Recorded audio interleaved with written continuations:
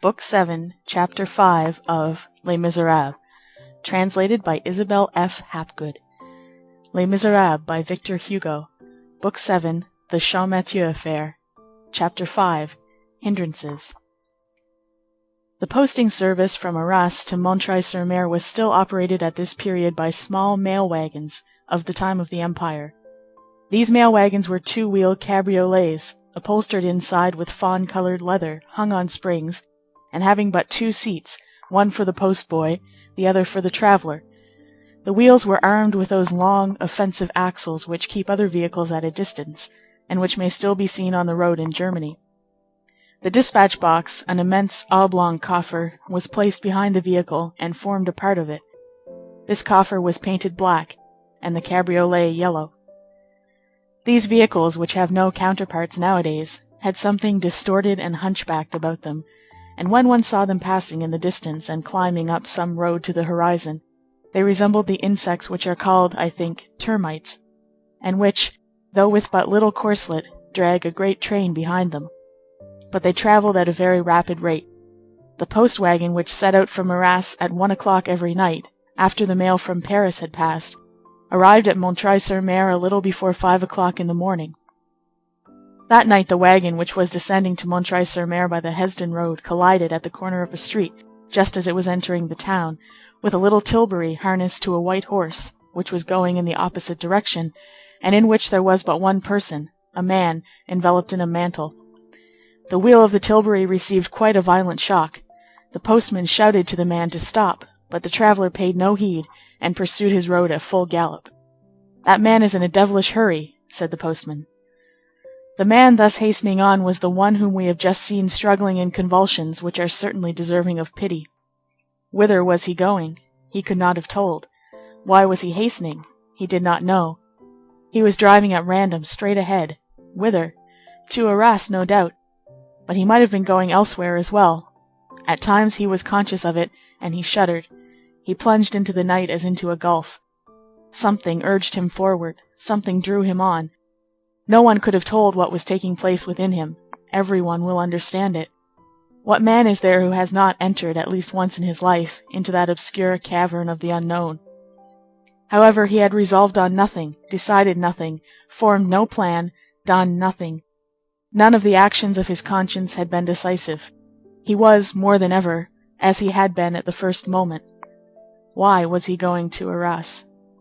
He repeated what he had already said to himself when he had hired Scaufflaire's cabriolet, that, whatever the result was to be, there was no reason why he should not see with his own eyes, and judge of matters for himself, that this was even prudent, that he must know what took place, that no decision could be arrived at without having observed and scrutinized, that one made mountains out of everything from a distance, that, at any rate, when he should have seen that Champmathieu, some wretch, his conscience would probably be greatly relieved to allow him to go to the galleys in his stead, that Javert would indeed be there, and that Brevet, that Chenildieu, that Cochepaille, old convicts who had known him, but they certainly would not recognize him. Pah! What an idea! That Javert was 100 leagues from suspecting the truth, that all conjectures and all suppositions were fixed on Champmathieu, and that there is nothing so headstrong as suppositions and conjectures, that accordingly there was no danger, that it was no doubt a dark moment, but that he should emerge from it, that after all he held his destiny, however bad it might be, in his own hand, that he was master of it. He clung to this thought. At bottom, to tell the whole truth, he would have preferred not to go to Arras. Nevertheless, he was going thither. As he meditated, he whipped up his horse, which was proceeding at that fine, regular, and even trot which accomplishes 2 leagues in a half an hour. In proportion as the cabriolet advanced, he felt something within him draw back. At daybreak he was in the open country. The town of Montreuil-sur-Mer lay far behind him. He watched the horizon grow white. He stared at all the chilly figures of a winter's dawn as they passed before his eyes, but without seeing them. The morning has its spectres as well as the evening. He did not see them, but without his being aware of it, and by means of a sort of penetration which was almost physical, these black silhouettes of trees and of hills added some gloomy and sinister quality to the violent state of his soul. Each time that he passed one of those isolated dwellings which sometimes border on the highway, he said to himself, "And yet there are people there within who are sleeping." The trot of the horse, the bells on the harness, the wheels on the road, produced a gentle, monotonous noise. These things are charming when one is joyous, and lugubrious when one is sad. It was broad daylight when he arrived at Hesdin. He halted in front of the inn to allow the horse a breathing spell, and to have him given some oats. The horse belonged, as Scaufflaire had said, to that small race of the Boulonnais, which has too much head, too much belly, and not enough neck and shoulders, but which has a broad chest, a large crupper, thin, fine legs, and solid hoofs, a homely, but a robust and healthy race. The excellent beast had travelled 5 leagues in 2 hours, and had not a drop of sweat on his loins. He did not get out of the tilbury. The stableman who brought the oats suddenly bent down and examined the left wheel. "Are you going far in this condition?" said the man. He replied, with an air of not having roused himself from his reverie, "Why?" "Have you come from a great distance?" went on the man. 5 leagues. "Ah! Why do you say 'ah'?" The man bent down once more, was silent for a moment with his eyes fixed on the wheel. Then he rose erect and said, "Because, though this wheel has travelled 5 leagues, it certainly will not travel another quarter of a league." He sprang out of the tilbury. "What is that you say, my friend?" "I say that it is a miracle that you should have travelled 5 leagues without you and your horse rolling into some ditch on the highway. Just see here." The wheel really had suffered serious damage. The shock administered by the mail wagon had split 2 spokes and strained the hub, so that the nut no longer held firm. "My friend," he said to the stableman, "is there a wheelwright here?" "Certainly, sir." "Do me the service to go and fetch him." "He is only a step from here. Hey, Master Bourgaillard!" Master Bourgaillard, the wheelwright, was standing on his own threshold. He came, examined the wheel, and made a grimace like a surgeon when the latter thinks a limb is broken. "Can you repair this wheel immediately?" "Yes, sir." "When can I set out again?" "Tomorrow." "Tomorrow?" "There is a long day's work on it. Are you in a hurry, sir?" "In a very great hurry. I must set out again in an hour at the latest." "Impossible, sir." "I will pay whatever you ask." "Impossible." "Well, in 2 hours, then." "Impossible today. 2 new spokes and a hub must be made. Monsieur will not be able to start before tomorrow morning." "The matter cannot wait until tomorrow. What if you were to replace this wheel instead of repairing it?" "How so?" "You are a wheelwright?" "Certainly, sir." "Have you not a wheel that you can sell me? Then I could start again at once." "A spare wheel?" "Yes." "I have no wheel on hand that would fit your cabriolet. 2 wheels make a pair. 2 wheels cannot be put together haphazard." "In that case, sell me a pair of wheels." "Not all wheels fit all axles, sir." "Try, nevertheless." "It is useless, sir. I have nothing to sell but cart wheels. We are but a poor country here." "Have you a cabriolet that you can let me have?" The wheelwright had seen at the first glance that the tilbury was a hired vehicle. He shrugged his shoulders. "You treat the cabriolets that people let you so well. If I had one, I would not let it to you." "Well, sell it to me, then." "I have none." "What, not even a spring cart? I am not hard to please, as you see." "We live in a poor country. There is, in truth," added the wheelwright, "an old calash under the shed yonder, which belongs to a bourgeois of the town, who gave it to me to take care of, and who only uses it on the 36th of the month. Never, that is to say. I might let that to you, for what matters it to me?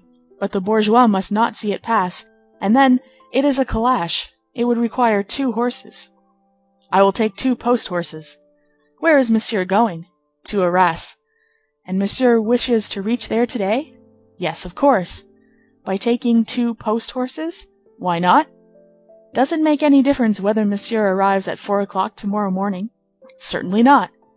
"There is one thing to be said about that, you see. By taking post horses—" "Monsieur has his passport?" "Yes." "Well, by taking post horses, monsieur cannot reach Arras before tomorrow. We are on a crossroad. The relays are badly served. The horses are in the fields. The season for ploughing is just beginning. Heavy teams are required, and horses are seized upon everywhere, from the post as well as elsewhere. Monsieur will have to wait 3 or 4 hours, at the least, every relay. And then they drive at a walk. There are many hills to ascend." Come then, I will go on horseback, unharness the cabriolet. Some one can surely sell me a saddle in the neighborhood. Without doubt. But will this horse bear the saddle? That is true, you remind me of that. He will not bear it. Then, but I can surely hire a horse in the village. A horse to travel at Arras in one stretch? Yes. That would require such a horse as does not exist in these parts. You would have to buy it to begin with, because no one knows you. But you will not find one for sale nor to let for 500 francs, or for 1,000. What am I to do? The best thing is to let me repair the wheel like an honest man, and set out on your journey tomorrow. Tomorrow will be too late. The deuce! Is there not a mail wagon which runs to Arras? When will it pass? Tonight. Both the posts pass at night, the one going as well as the one coming. What? It will take you a day to mend this wheel? A day, and a good long one. If you set 2 men to work? If I set 10 men to work. What if the spokes were to be tied together with ropes? That could be done with the spokes, not with the hub, and the felly is in a bad state too. Is there any one in this village who lets out teams? No. Is there another wheelwright? The stableman and the wheelwright replied in concert with a toss of the head. No. He felt an immense joy. It was evident that Providence was intervening, that it was it who had broken the wheel of the tilbury and who was stopping him on the road. He had not yielded to this sort of first summons. He had just made every possible effort to continue the journey. He had loyally and scrupulously exhausted all means. He had been deterred neither by the season, nor fatigue, nor by the expense. He had nothing with which to reproach himself. If he went no further, that was no fault of his. It did not concern him further. It was no longer his fault. It was not the act of his own conscience, but the act of Providence. He breathed again. He breathed freely and to the full extent of his lungs for the first time since Javert's visit. It seemed to him that the hand of iron which had held his heart in its grasp for the past 20 hours had just released him. It seemed to him that God was for him now, and was manifesting himself. He said himself that he had done all he could, and that now he had nothing to do but retrace his steps quietly. If his conversation with the wheelwright had taken place in the chamber of the inn, it would have had no witnesses. No one would have heard him. Things would have rested there, and it is probable that we should not have had to relate any of the occurrences which the reader is about to peruse. But this conversation had taken place in the street. Any colloquy in the street inevitably attracts a crowd. There are always people who ask nothing better than to become spectators. While he was questioning the wheelwright, some people who were passing back and forth halted around them. After listening for a few minutes, a young lad, to whom no one had paid any heed, detached himself from the group and ran off. At the moment when the traveller, after the inward deliberation which we have just described, resolved to retrace his steps, this child returned. He was accompanied by an old woman. "Monsieur," said the woman, "my boy tells me that you wish to hire a cabriolet." These simple words, uttered by an old woman, led by a child, made the perspiration trickle down his limbs. He thought that he beheld the hand which had relaxed its grasp reappear in the darkness behind him, ready to seize him once more. He answered, "Yes, my good woman, I am in search of a cabriolet which I can hire." And he hastened to add, "But there is none in the place." "Certainly there is," said the old woman. "Where?" interpolated the wheelwright. "At my house," replied the old woman.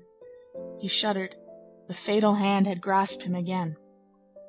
The old woman really had in her shed a sort of basket spring-cart. The wheelwright and the stableman, in despair at the prospect of the traveller escaping their clutches, interfered. It was a frightful old trap. It rests flat on the axle. It is an actual fact that the seats were suspended inside it by leather thongs. The rain came into it. The wheels were rusted and eaten with moisture. It would not go much further than the tilbury. A regular ramshackle old stage wagon. The gentleman would make a great mistake if he trusted himself to it, etc., etc.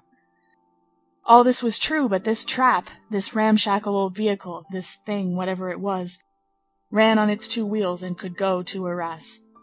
He paid what was asked, left the tilbury with the wheelwright to be repaired, intending to reclaim it on his return, had the white horse put to the cart, climbed into it, and resumed the road which he had been travelling since morning.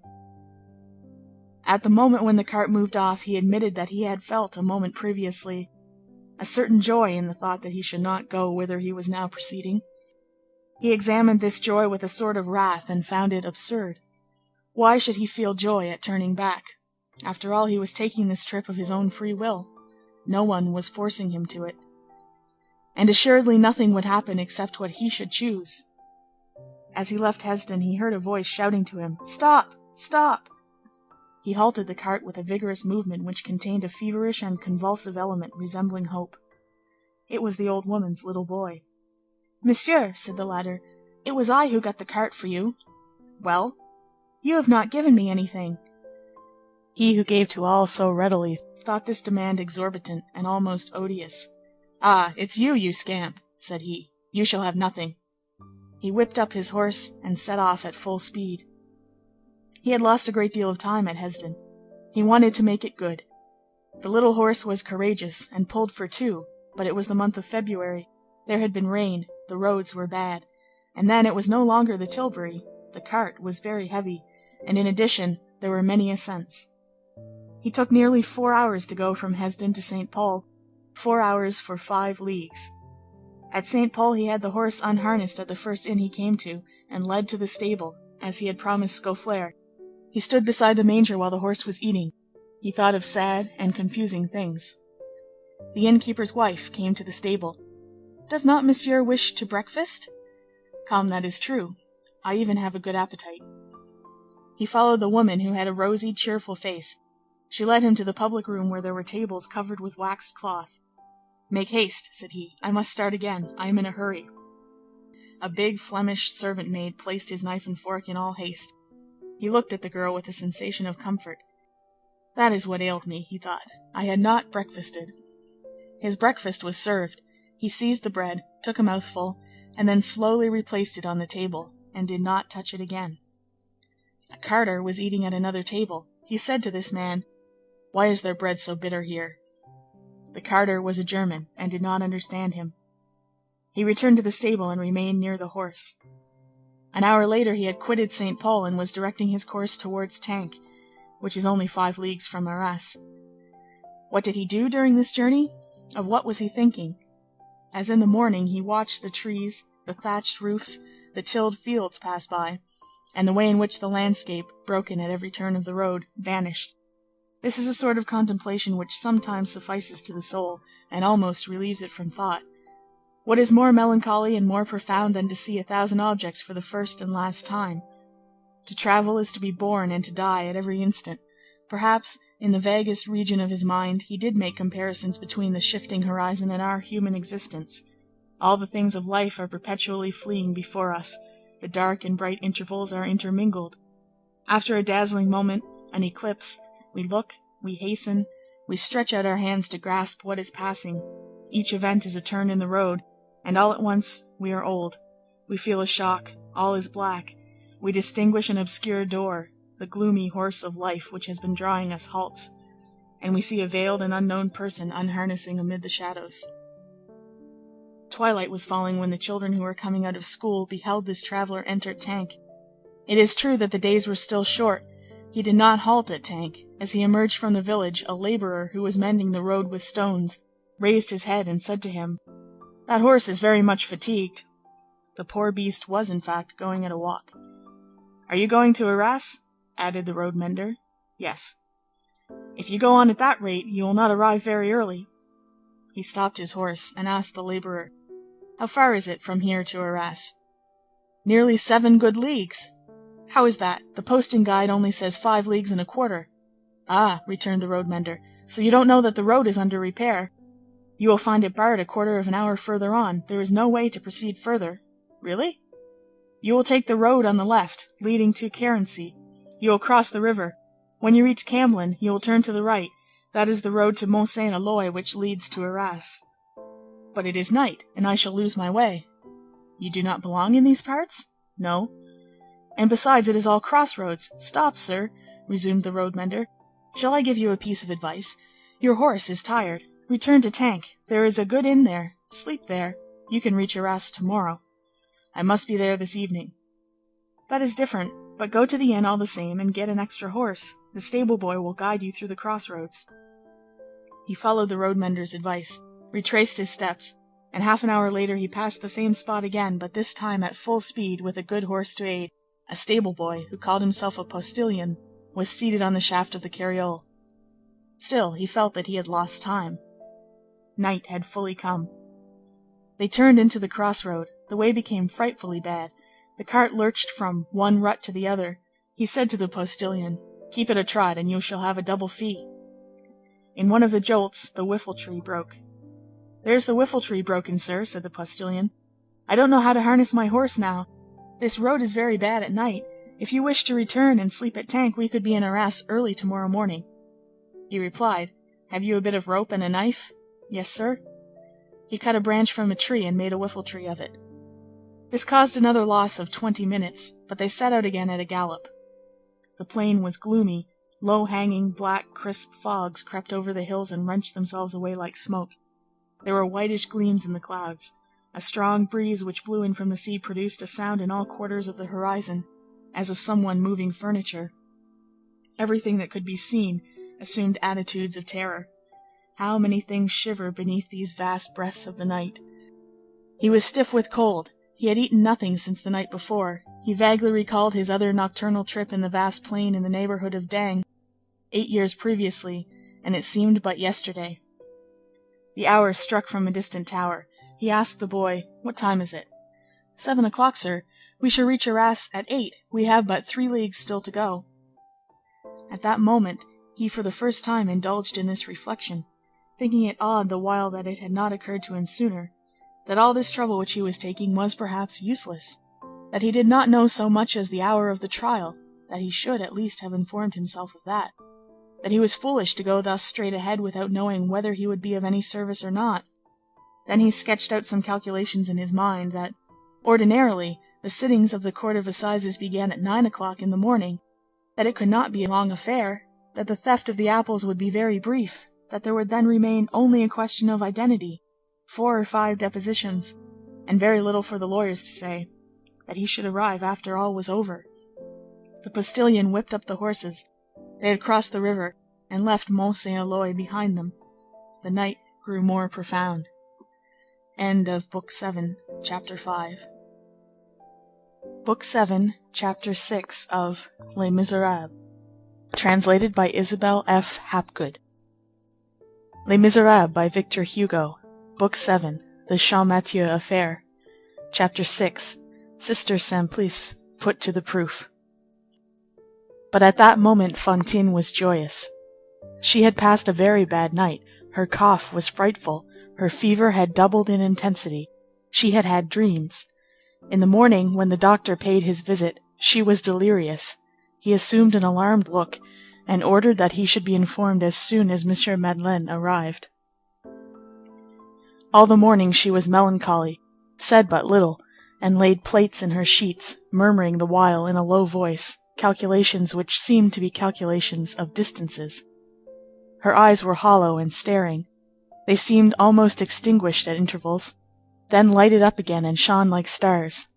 It seems as though, at the approach of a certain dark hour, the light of heaven fills those who are quitting the light of earth. Each time that Sister Simplice asked her how she felt, she replied invariably, "Well, I should like to see Monsieur Madeleine."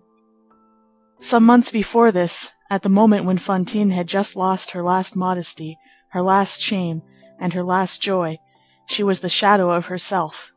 Now she was the spectre of herself. Physical suffering had completed the work of moral suffering. This creature of 25 had a wrinkled brow, flabby cheeks, pinched nostrils, teeth from which the gums had receded, a leaden complexion, a bony neck, prominent shoulder blades, frail limbs, a clayey skin, and her golden hair was growing out sprinkled with gray. Alas, how illness improvises old age! At midday the physician returned, gave some directions, inquired whether the mayor had made his appearance at the infirmary, and shook his head. Monsieur Madeleine usually came to see the invalid at 3 o'clock. As exactness is kindness, he was exact. About 2:30, Fantine began to be restless. In the course of 20 minutes she asked the nun more than 10 times, "What time is it, sister?" 3 o'clock struck. At the third stroke Fantine sat up in bed, she who could, in general, hardly turn over. joined her yellow, fleshless hands in a sort of convulsive clasp, and the nun heard her utter one of those profound sighs which seem to throw off dejection. Then Fantine turned and looked at the door. No one entered. The door did not open. She remained thus for a quarter of an hour, her eyes riveted on the door, motionless and apparently holding her breath. The sister dared not speak to her. The clock struck 3:15. Fantine fell back on her pillow. She said nothing, but began to plait the sheets once more. Half an hour passed, then an hour. No one came. Every time the clock struck, Fantine started up and looked towards the door, then fell back again. Her thought was clearly perceptible, but she uttered no name, she made no complaint, she blamed no one.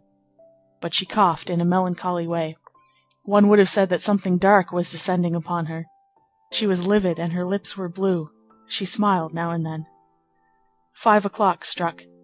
Then the sister heard her say very low and gently, "He is wrong not to come today, since I am going away tomorrow."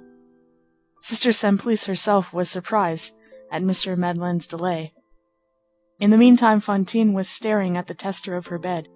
She seemed to be endeavoring to recall something. All at once she began to sing in a voice as feeble as a breath. The nun listened. This is what Fantine was singing. "Lovely things we will buy as we stroll the faubourgs through. Roses are pink, cornflowers are blue. I love my love, cornflowers are blue.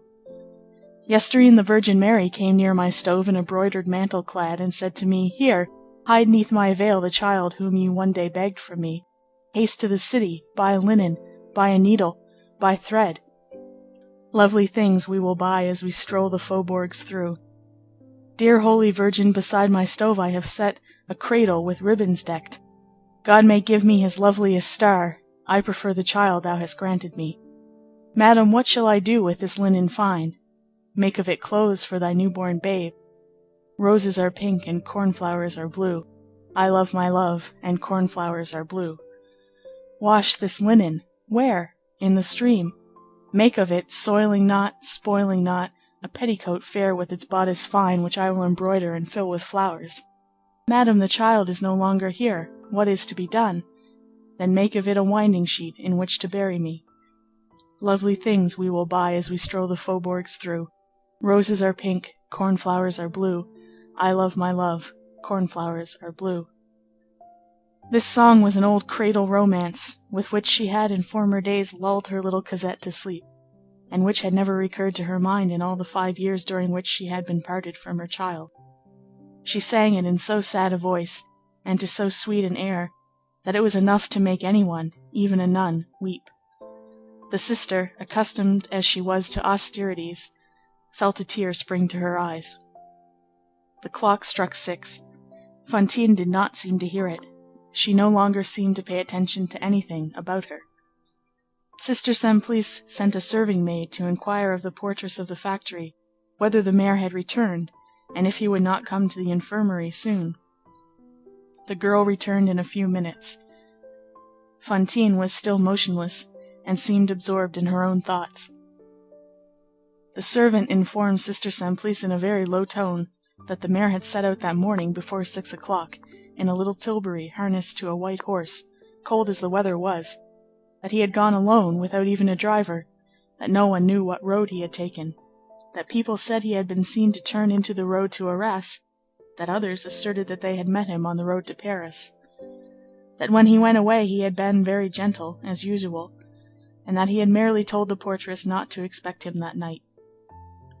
While the two women were whispering together, with their backs turned to Fantine's bed, the sister interrogating, the servant conjecturing, Fantine, with the feverish vivacity of certain organic maladies, which unite the free movements of health with the frightful emaciation of death, had raised herself to her knees in bed, with her shriveled hands resting on the bolster, and her head thrust through the opening of the curtains, and was listening. All at once she cried, "You are speaking of Monsieur Madeleine. Why are you talking so low? What is he doing? Why does he not come?" Her voice was so abrupt and hoarse that the two women thought they heard the voice of a man. They wheeled round in a fright. "Answer me!" cried Fantine. The servant stammered. "The portress told me that he could not come to-day." "Be calm, my child," said the sister. lie down again." Fantine, without changing her attitude, continued in a loud voice, and with an accent that was both imperious and heart-rending, "He cannot come? Why not? You know the reason. You are whispering it to each other there. I want to know it." The servant maid hastened to say in the nun's ear, "Say that he is busy with the city council." Sister Simplice blushed faintly, for it was a lie that the maid had proposed to her. On the other hand, it seemed to her that the mere communication of the truth to the invalid would, without doubt, deal her a terrible blow, and that this was a serious matter in Fantine's present state. Her flush did not last long. The sister raised her calm, sad eyes to Fantine, and said, "Monsieur le Maire has gone away." Fantine raised herself and crouched on her heels in the bed. Her eyes sparkled.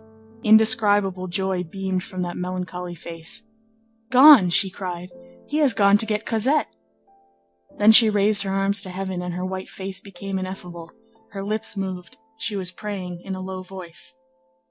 When her prayer was finished, "Sister," she said, "I am willing to lie down again. I will do anything you wish. I was naughty just now. I beg your pardon for having spoken so loud. It is very wrong to talk loudly, I know that well, my good sister, but, you see, I am very happy. The good God is good. Monsieur Madeleine is good. Just think, he has gone to Montfermeil to get my little Cosette." She lay down again with the nun's assistance, helped the nun to arrange her pillow, and kissed the little silver cross which she wore on her neck, and which Sister Simplice had given her. "My child," said the sister, "try to rest now, and do not talk any more."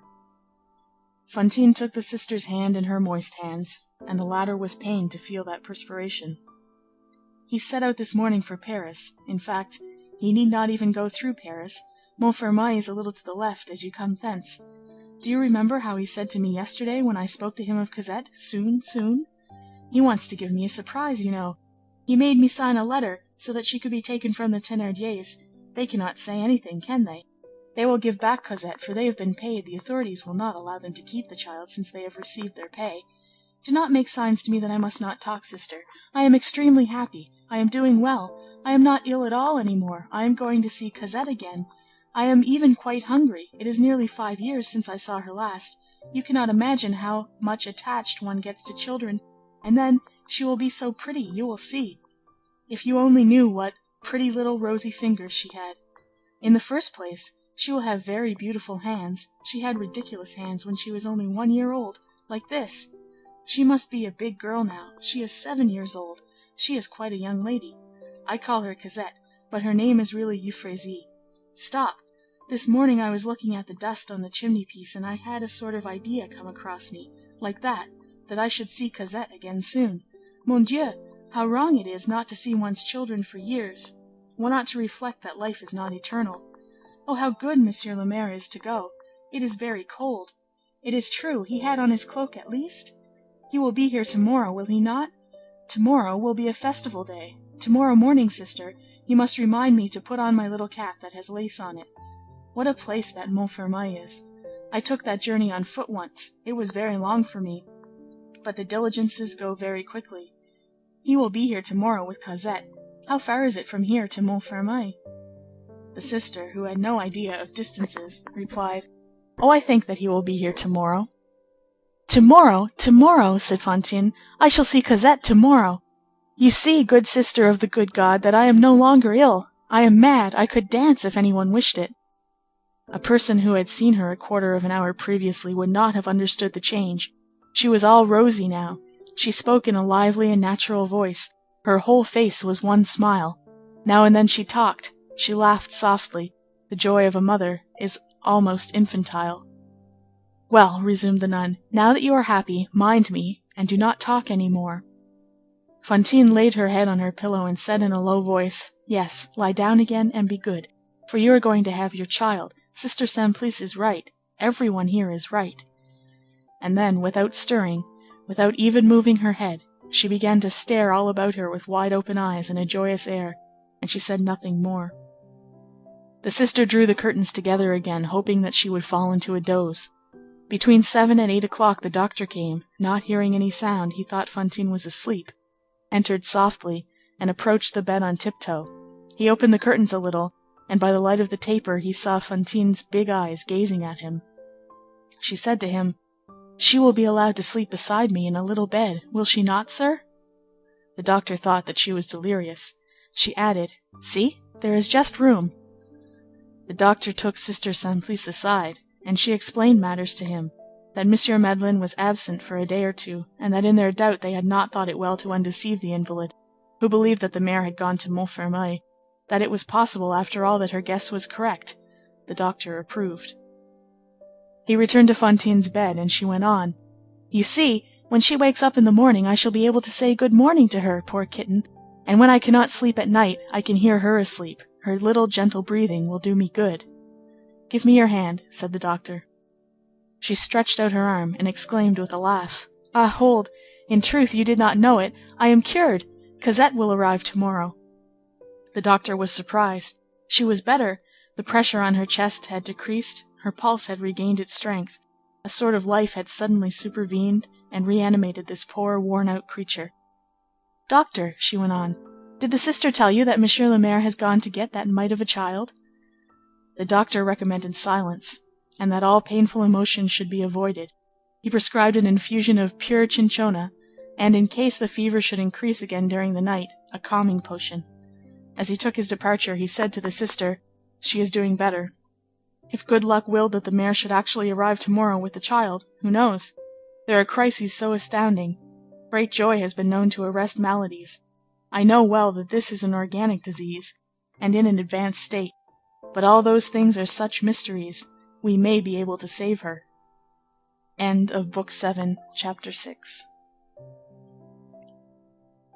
Book 7, Chapter 7 of Les Misérables. Translated by Isabel F. Hapgood. Les Misérables by Victor Hugo. Book 7, The Champmathieu Affair. Chapter 7. The traveller, on his arrival, takes precautions for departure. It was nearly 8 o'clock in the evening when the cart, which we left on the road, entered the porte cochère of the Hôtel de la Poste in Arras. The man whom we have been following up to this moment alighted from it, responded with an abstracted air to the attentions of the people of the inn, sent back the extra horse, and with his own hands led the little white horse to the stable. Then he opened the door of a billiard room which was situated on the ground floor, sat down there, and leaned his elbows on the table. He had taken 14 hours for the journey which he had counted on making in 6. He did himself the justice to acknowledge that it was not his fault, but at bottom he was not sorry. The landlady of the hotel entered. "Does monsieur wish a bed? Does monsieur require supper?" He made a sign of the head in the negative. "The stableman says that monsieur's horse is extremely fatigued." Here he broke his silence. "Will not the horse be in a condition to set out again tomorrow morning?" "Oh, monsieur, he must rest for 2 days at least." He inquired, "Is not the posting station located here?" "Yes, sir." The hostess conducted him to the office. He showed his passport, and inquired whether there was any way of returning that same night to Montreuil-sur-Mer by the mail wagon. The seat beside the postboy chanced to be vacant. He engaged it, and paid for it. "Monsieur," said the clerk, "do not fail to be here ready to start at precisely 1 o'clock in the morning." This done, he left the hotel and began to wander about the town. He was not acquainted with Arras. The streets were dark, and he walked on at random, but he seemed bent upon not asking the way of the passers-by. He crossed the little river Crinchon, and found himself in a labyrinth of narrow alleys where he lost his way. A citizen was passing along with a lantern. After some hesitation, he decided to apply to this man, not without having first glanced behind and in front of him, as though he feared lest someone should hear the question which he was about to put. "Monsieur," said he, "where is the courthouse, if you please?" "You do not belong in town, sir?" replied the bourgeois, who was an oldish man. "Well, follow me. I happen to be going in the direction of the courthouse, that is to say, in the direction of the hotel of the prefecture, for the courthouse is undergoing repairs just at this moment, and the courts are holding their sittings provisionally in the prefecture." "Is it there that the assizes are held?" he asked. "Certainly, sir. You see, the prefecture of today was the bishop's palace before the Revolution. Monsieur de Conzi, who was bishop in '82, built a grand hall there. It is in this grand hall that the court is held." On the way, the bourgeois said to him, "If monsieur desires to witness a case, it is rather late. The sittings generally close at 6 o'clock. When they arrived on the grand square, however, the man pointed out to him 4 long windows all lighted up, in the front of a vast and gloomy building. "Upon my word, sir, you are in luck. You have arrived in season. Do you see those 4 windows? That is the Court of Assizes. There is a light there, so they are not through. The matter must have been greatly protracted, and they are holding an evening session. Do you take an interest in this affair? Is it a criminal case? Are you a witness?"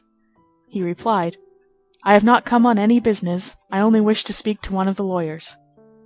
"That is different," said the bourgeois. "Stop, sir. Here is the door where the sentry stands. You have only to ascend the grand staircase."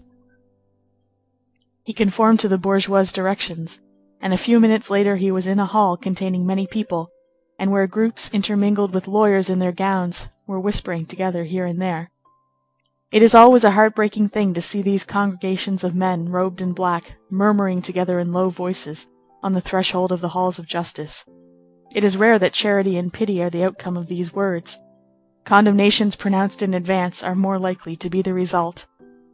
All these groups seemed to the passing and thoughtful observer so many sombre hives where buzzing spirits construct in concert all sorts of dark edifices. This spacious hall, illuminated by a single lamp, was the old hall of the episcopal palace, and served as the large hall of the palace of justice.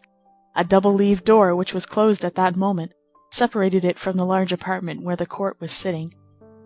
The obscurity was such that he did not fear to accost the first lawyer whom he met.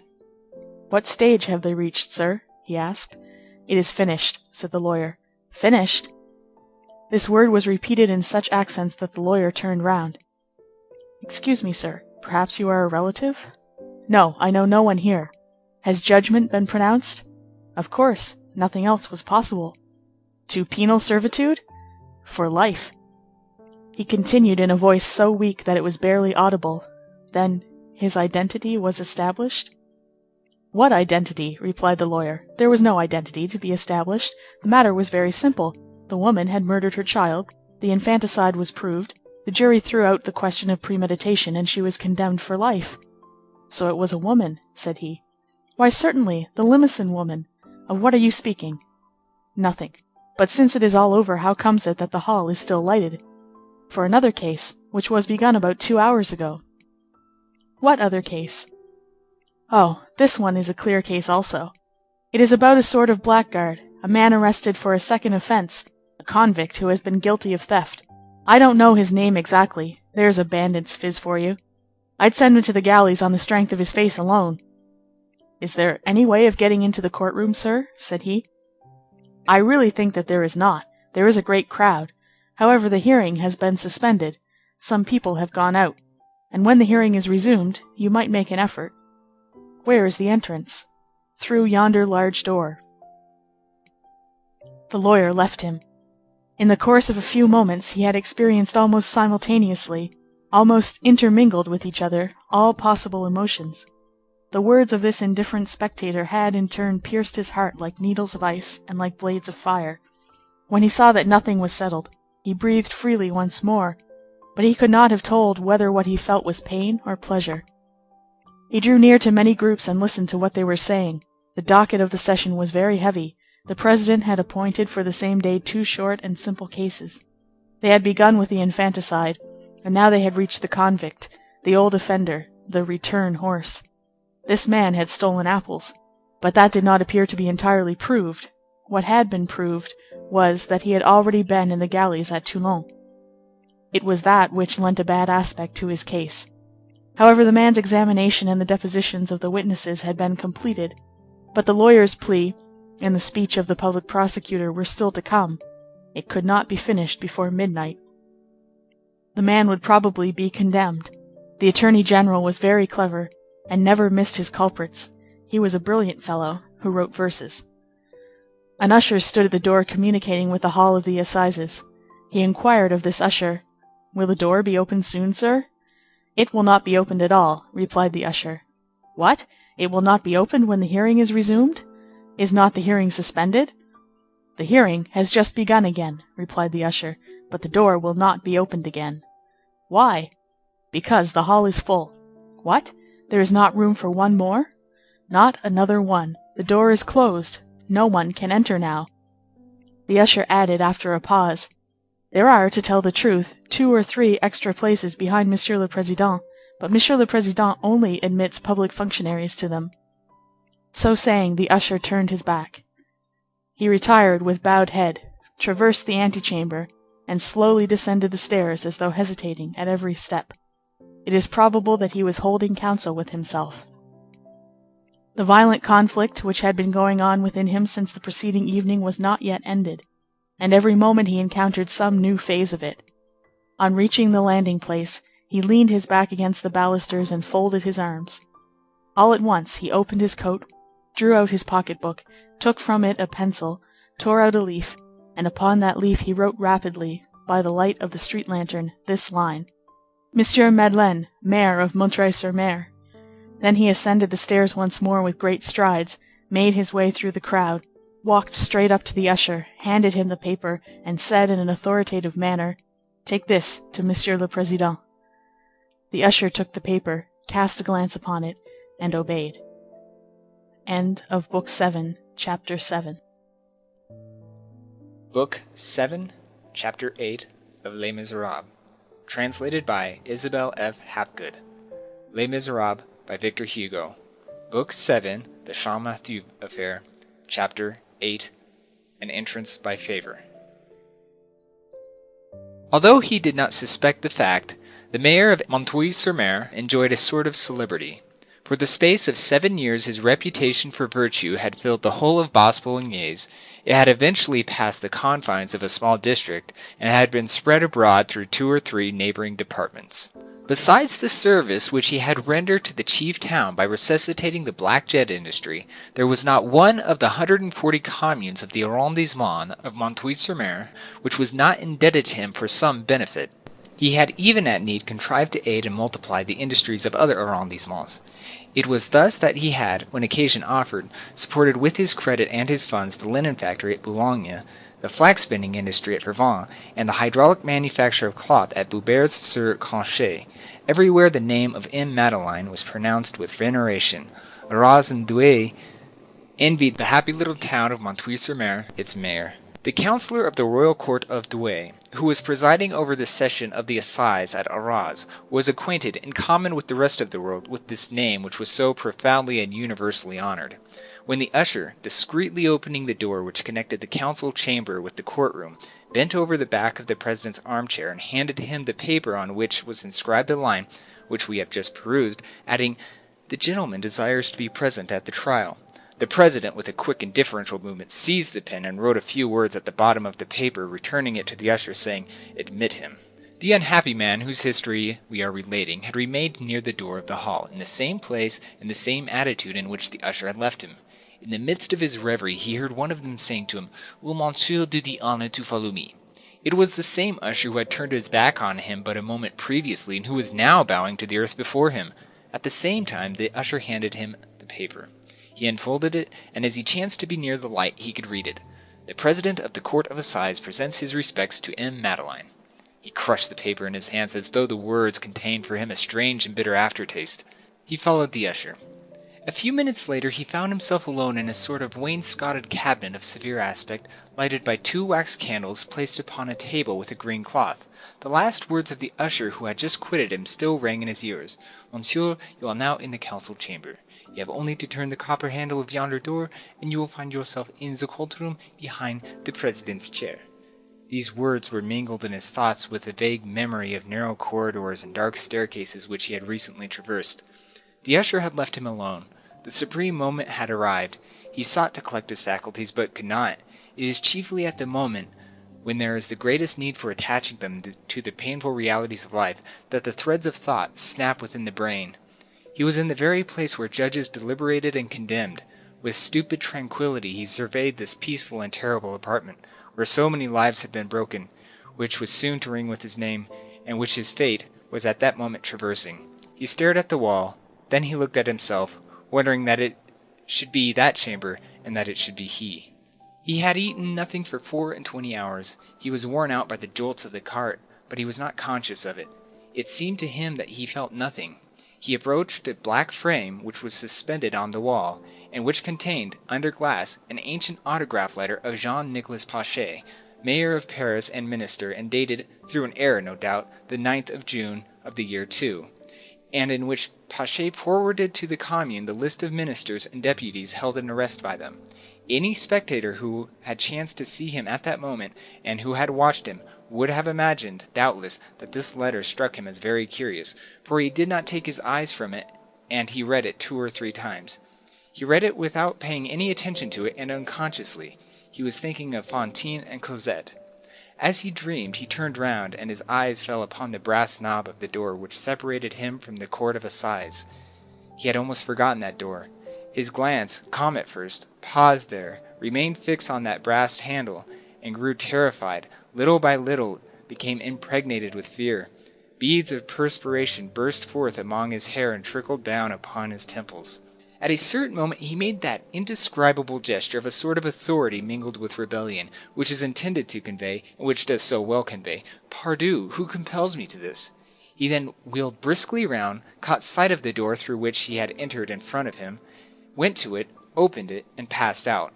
He was no longer in that chamber. He was outside in a corridor, a long, narrow corridor, broken by steps and gratings, making all sorts of angles, lighted here and there by lanterns similar to the night taper of invalids. The corridor through which he had approached, he breathed, listened, not a sound in front, not a sound behind him, and he fled as though pursued. When he had turned many angles in this corridor, he still listened. The same silence reigned, and there was the same darkness around him. He was out of breath. He staggered. He leaned against the wall. The stone was cold. The perspiration lay ice-cold on his brow. He straightened himself up with a shiver. Then, there alone in the darkness, trembling with cold and with something else too, perchance, he meditated. He meditated all night long. He meditated all the day. He heard within him but one voice which said, "Alas!" A quarter of an hour passed thus. At length he bowed his head, sighed with agony, dropped his arms, and retraced his steps. He walked slowly as though crushed. It seemed as though someone had overtaken him in his flight and was leading him back. He re-entered the council chamber. The first thing he caught sight of was the knob of the door. This knob, which was round and of polished brass, shone like a terrible star for him. He gazed at it as a lamb might gaze into the eye of a tiger. He could not take his eyes from it. From time to time he advanced a step and approached the door. Had he listened, he would have heard the sound of the adjoining hall like some confused murmur, but he did not listen, and he did not hear. Suddenly, without knowing how it happened, he found himself near the door. He grasped the knob convulsively, and the door opened. He was in the courtroom. End of Book 7, Chapter 8. Book 7, Chapter 9 of Les Misérables. Translated by Isabel F. Hapgood. Les Misérables by Victor Hugo. Book 7, The Champmathieu Affair. Chapter 9, A place where convictions are in process of formation. He advanced a pace, closed the door mechanically behind him, and remained standing, contemplating what he saw. It was a vast and badly lighted apartment, now full of uproar, now full of silence, where all the apparatus of a criminal case, with its petty and mournful gravity in the midst of the throng, was in process of development. At one end of the hall, the one where he was, were judges with abstracted air and threadbare robes, who were gnawing their nails or closing their eyelids. At the other end, a ragged crowd, lawyers in all sorts of attitudes, soldiers with hard but honest faces, ancient, spotted woodwork, a dirty ceiling, tables covered with serge that was yellow rather than green, doors blackened by hand marks, taproom lamps which emitted more smoke than light suspended from nails in the wainscot. On the tables, candles in brass candlesticks, darkness, ugliness, sadness. And from all this, there was disengaged an austere and august impression, for there one felt that grand human thing which is called the law, and that grand divine thing which is called justice. No one in all that throng paid any attention to him. All glances were directed toward a single point, a wooden bench placed against a small door, in the stretch of wall on the president's left. On this bench, illuminated by several candles, sat a man between two gendarmes. This man was the man. He did not seek him, he saw him. His eyes went thither naturally, as though they had known beforehand where that figure was. He thought he was looking at himself, grown old. Not absolutely the same in face, of course, but exactly similar in attitude and aspect, with his bristling hair, with that wild and uneasy eye, with that blouse, just as it was on the day when he entered Dean, full of hatred, concealing his soul in that hideous mass of frightful thoughts which he had spent 19 years in collecting on the floor of the prison. He said to himself with a shudder, "Good God, shall I become like that again?" This creature seemed to be at least 60. There was something indescribably coarse, stupid, and frightened about him. At the sound made by the opening door, people had drawn aside to make way for him. The president had turned his head, and, understanding that the personage who had just entered was the mayor of Montreuil-sur-Mer, he had bowed to him, the attorney general, who had seen Monsieur Madeleine at Montreuil-sur-Mer, where the duties of his office had called him more than once, recognized him and saluted him also. He had hardly perceived it. He was the victim of a sort of hallucination. He was watching. Judges, clerks, gendarmes, a throng of cruelly curious heads. All these he had already once beheld in days gone by. 27 years before, he had encountered those fatal things once more. There they were. They moved, they existed. It was no longer an effort of his memory, a mirage of his thought. They were real gendarmes and real judges, a real crowd, and real men of flesh and blood. It was all over. He beheld the monstrous aspects of his past reappear and live once more around him, with all that there is formidable in reality. All this was yawning before him. He was horrified by it. He shut his eyes and exclaimed in the deepest recesses of his soul, "Never!" And by a tragic play of destiny which made all his ideas tremble, and rendered him nearly mad, it was another self of his that was there. All called that man who was being tried Jean Valjean. Under his very eyes, unheard of vision, he had a sort of representation of the most horrible moment of his life, enacted by his spectre.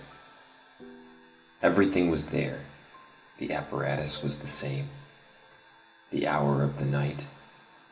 The faces of the judges, of soldiers, and of spectators. All were the same. Only above the president's head there hung a crucifix, something which the courts had lacked at the time of his condemnation. God had been absent when he had been judged. There was a chair behind him. He dropped into it, terrified at the thought that he might be seen. When he was seated, he took advantage of a pile of cardboard boxes which stood on the judge's desk to conceal his face from the whole room. He could now see without being seen. He had fully regained consciousness of the reality of things. Gradually, he recovered. He attained that phase of composure where it is possible to listen. Monsieur Bamatabois was one of the jurors. He looked for Javert, but did not see him. The seat of the witnesses was hidden from him by the clerk's table, and then, as we have just said, the hall was barely lighted. At the moment of this entrance, the defendant's lawyer had just finished his plea. The attention of all was excited to the highest pitch. The affair had lasted for 3 hours. For 3 hours that crowd had been watching a strange man, a miserable specimen of humanity, either profoundly stupid or profoundly subtle, gradually bending beneath the weight of a terrible likeness. This man, as the reader already knows, was a vagabond who had been found in a field carrying a branch laden with ripe apples, broken in the orchard of a neighbor, called the Pierron orchard. Who was this man? An examination had been made. Witnesses had been heard, and they were unanimous. Light had abounded throughout the whole debate. The accusation said, "We have in our grasp not only a marauder, a stealer of fruit, we have here in our hands a bandit, an old offender who has broken his ban, an ex-convict, a miscreant of the most dangerous description, a malefactor named Jean Valjean, whom justice has long been in search of, and who, 8 years ago, on emerging from the galleys at Toulon, committed a highway robbery, accompanied by violence, on the person of a child, a Savoyard named Little Gervais, a crime provided for by the Article 383 of the Penal Code, the right to try him for which we reserve hereafter, when his identity shall have been judicially established. He has just committed a fresh theft. It is a case of a second offense. Condemn him for the fresh deed. Later on he will be judged for the old crime." In the face of this accusation, in the face of the unanimity of the witnesses, the accused appeared to be astonished more than anything else.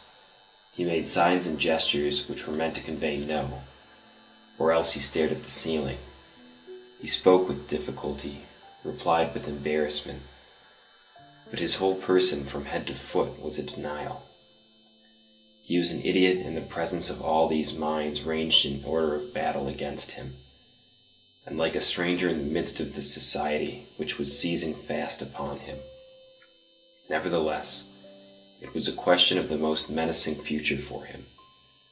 The likeness increased every moment, and the entire crowd surveyed, with more anxiety than he did himself, that sentence freighted with calamity, which descended ever closer over his head.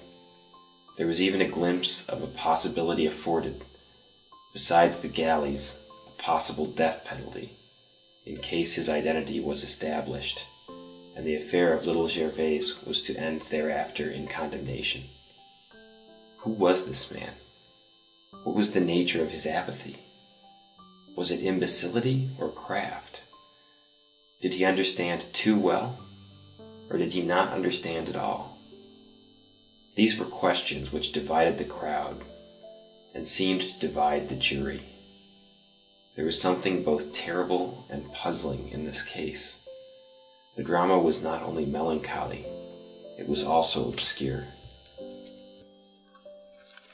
The counsel for the defense had spoken tolerably well, in that provincial tongue which has long constituted the eloquence of the bar, and which was formerly employed by all advocates, at Paris as well as at Romorantin or at Montbrison, and which today, having become classic, is no longer spoken except by the official orators of magistracy, to whom it is suited on account of its grave sonorousness and its majestic stride. A tongue in which a husband is called a consort and a woman a spouse. Paris, the center of art and civilization. The king, the monarch. Monseigneur the bishop, a sainted pontiff. The district attorney, the eloquent interpreter of public prosecution. The arguments, the accents which we have just listened to. The age of Louis XIV, the grand age. A theater, the temple of Melpomene. The reigning family, the august blood of our kings.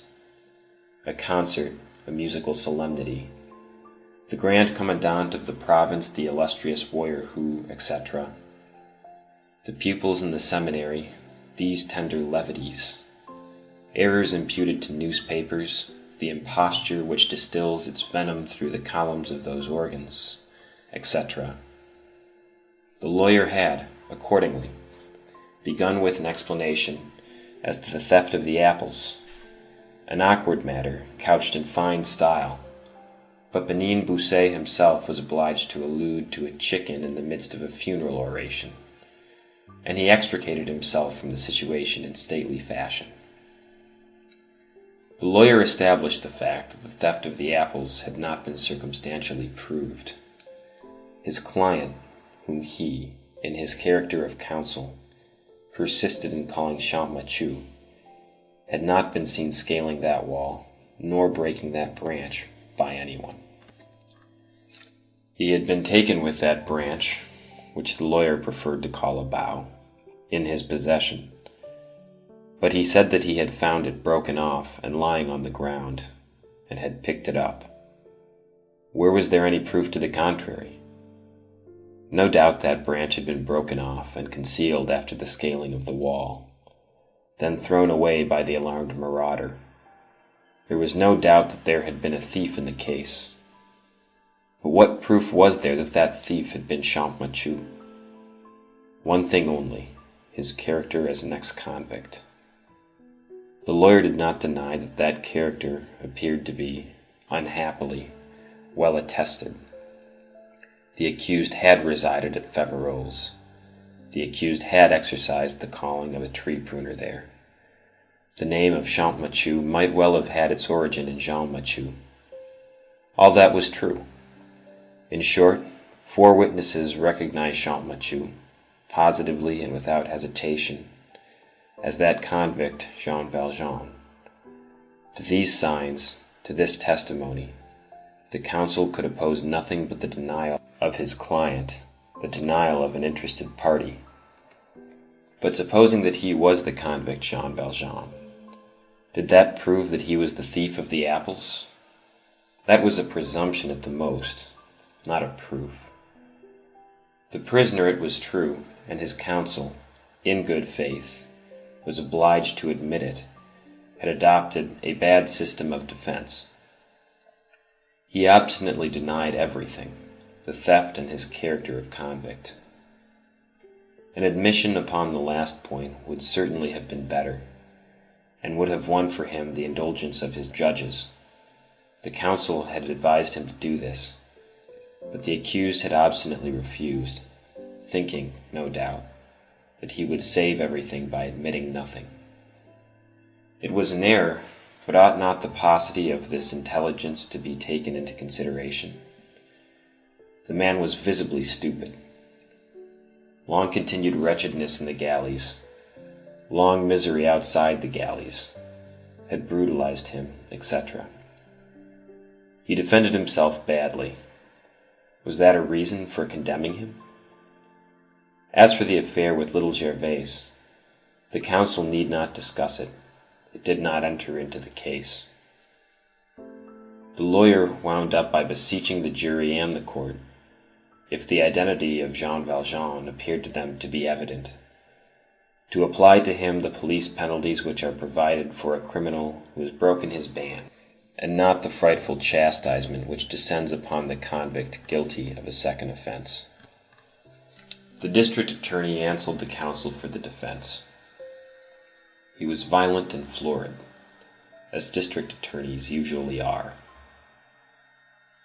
He congratulated the counsel for the defense on his loyalty, and skillfully took advantage of this loyalty. He reached the accused through all the concessions made by his lawyer. The advocate had seemed to admit that the prisoner was Jean Valjean. He took note of this. So this man was Jean Valjean. This point had been conceded to the accusation, and could no longer be disputed. Here, by means of a clever automasia, which went back to the sources and causes of crime, the district attorney thundered against the immorality of the Romantic school, then dawning under the name of the Satanic school, which had been bestowed upon it by the critics of the Quotidien and the Oriflamme. He attributed, not without some probability, to the influence of this perverse literature the crime of Champmathieu, or rather, to speak more correctly, of Jean Valjean. Having exercised these considerations, he passed on to Jean Valjean himself. Who was this Jean Valjean? Description of Jean Valjean. A monster spewed forth, etc. The model for this sort of description is contained in the tale of Teramont, which is not useful to tragedy, but which every day renders great services to judicial eloquence. The audience and the jury shuddered. The description finished, the district attorney resumed with an oratorical turn calculated to raise the enthusiasm of the journal of the prefecture to the highest pitch on the following day. And it is such a man, etc., etc., etc., vagabond, beggar, without means of existence, etc., etc., inured by his past life to culpable deeds, and but little reformed by his sojourn in the galleys, as was proved by the crime committed against little Gervais, etc., etc. It is such a man, caught against the highway in the very act of theft, a few paces from a wall that had been scaled, still holding in his hand the stolen object, who denies the crime, the theft, the climbing the wall, denies everything, denies even his own identity, in addition to 100 other proofs, to which we will not recur. 4 witnesses recognize him: Javert, the upright inspector of police, Javert and 3 of his former companions in infamy, the convicts Brevet, Chenildieu, and Cochepaille. What does he offer in opposition to this overwhelming unanimity? His denial. What obduracy! You will do justice, gentlemen of the jury, etc., etc. While the district attorney was speaking, the accused listened to him open-mouthed, with a sort of amazement in which some admiration was assuredly blended. He was evidently surprised that a man could talk like that.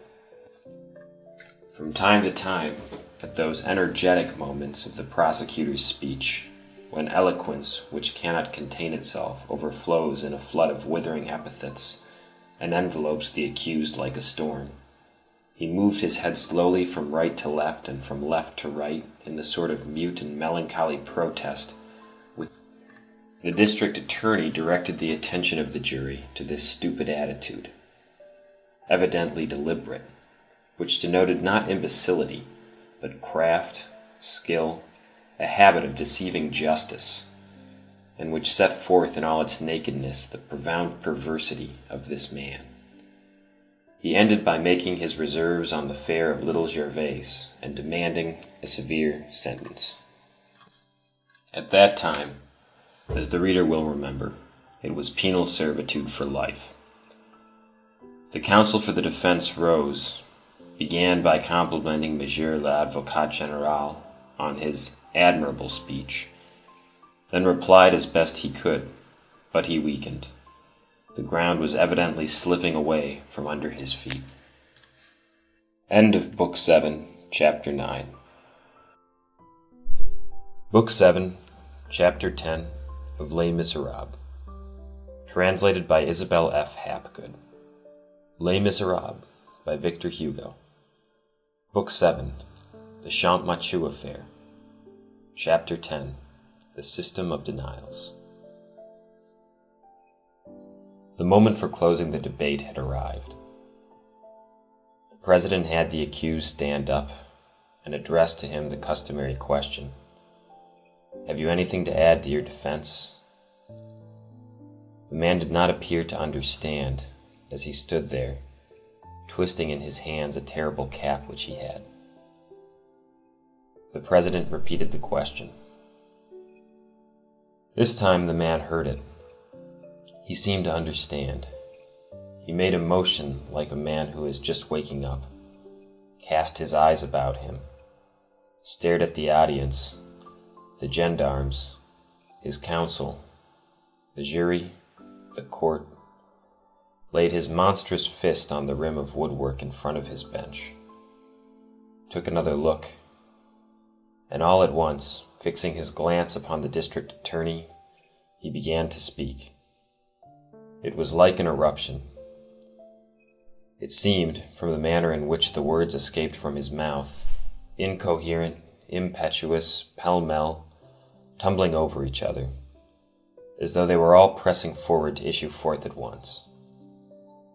He said, "This is what I have to say, that I have been a wheelwright in Paris, and that it was with M. Balou. It is a hard trade. In the wheelwright's trade one works always in the open air, in courtyards, under sheds when the masters are good. Never in closed workshops, because space is required, you see. In winter one gets so cold that one beats one's arms together to warm oneself. But the masters don't like it. They say it wastes time. Handling iron when there is ice between the paving stones is hard work. That wears a man out quickly. One is old when he is still quite young in that trade. At 40, a man is done for. I was 43. I was in a bad state. And then workmen are so mean. When a man is no longer young, they call him nothing but an old bird, old beast. I was not earning more than 30 sous a day. They paid me as little as possible. The masters took advantage of my age, and then I had my daughter, who was a laundress at the river. She earned a little also. It sufficed for us two. She had trouble also. All day long up to her waist in a tub, in rain, in snow. When the wind cuts your face, when it freezes, it is all the same. You must still wash. There are people who have not much linen, and wait until late. If you do not wash, you lose your custom. The planks are badly joined, and water drips on you from everywhere. You have your petticoats all damp above and below. That penetrates. She has also worked at the laundry of the Enfants Rouges, where the water comes through the faucets. You are not in the tub there. You wash at the faucet in front of you, and rinse in a basin behind you. As it is enclosed, you are not so cold, but there is that hot steam, which is terrible, and which ruins your eyes. She came home at 7 o'clock in the evening, and went to bed at once, she was so tired. Her husband beat her. She is dead. We have not been very happy. She was a good girl, who did not go to the ball, and who was very peaceable. I remember one Shrove Tuesday when she went to bed at 8 o'clock. There, I am telling you the truth. You have only to ask. Ah yes, how stupid I am. Paris is a gulf. Who knows Father Champmathieu there? But Monsieur Balou does, I tell you. Go see at Monsieur Balou's. And after all, I don't know what is wanted of me. The man ceased speaking, and remained standing. He had said these things in a loud, rapid, hoarse voice, with a sort of irritated and savage ingenuousness. Once he paused to salute someone in the crowd. The sort of affirmations which he seemed to fling out before him at random came like hiccups, and to each he added the gesture of a woodcutter who is splitting wood. When he had finished, the audience burst into a laugh. He stared at the public, and perceiving that they were laughing, and not understanding why, he began to laugh himself. It was inauspicious. The president, an attentive and benevolent man, raised his voice. He reminded the gentlemen of the jury that the Sieur Balou, formerly a master wheelwright, with whom the accused stated that he had served, had been summoned in vain.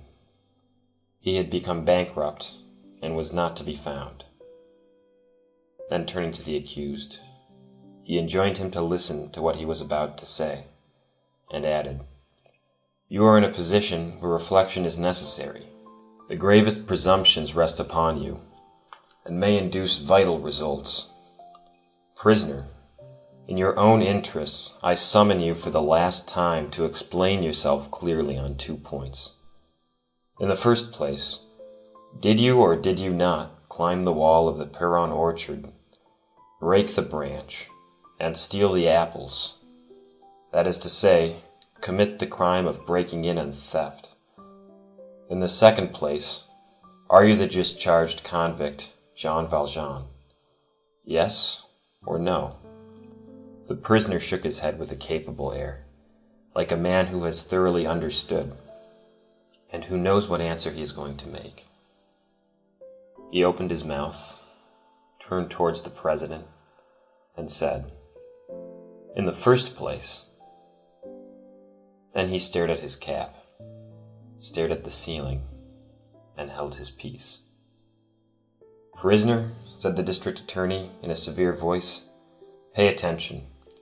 You are not answering anything that has been asked of you. Your embarrassment condemns you.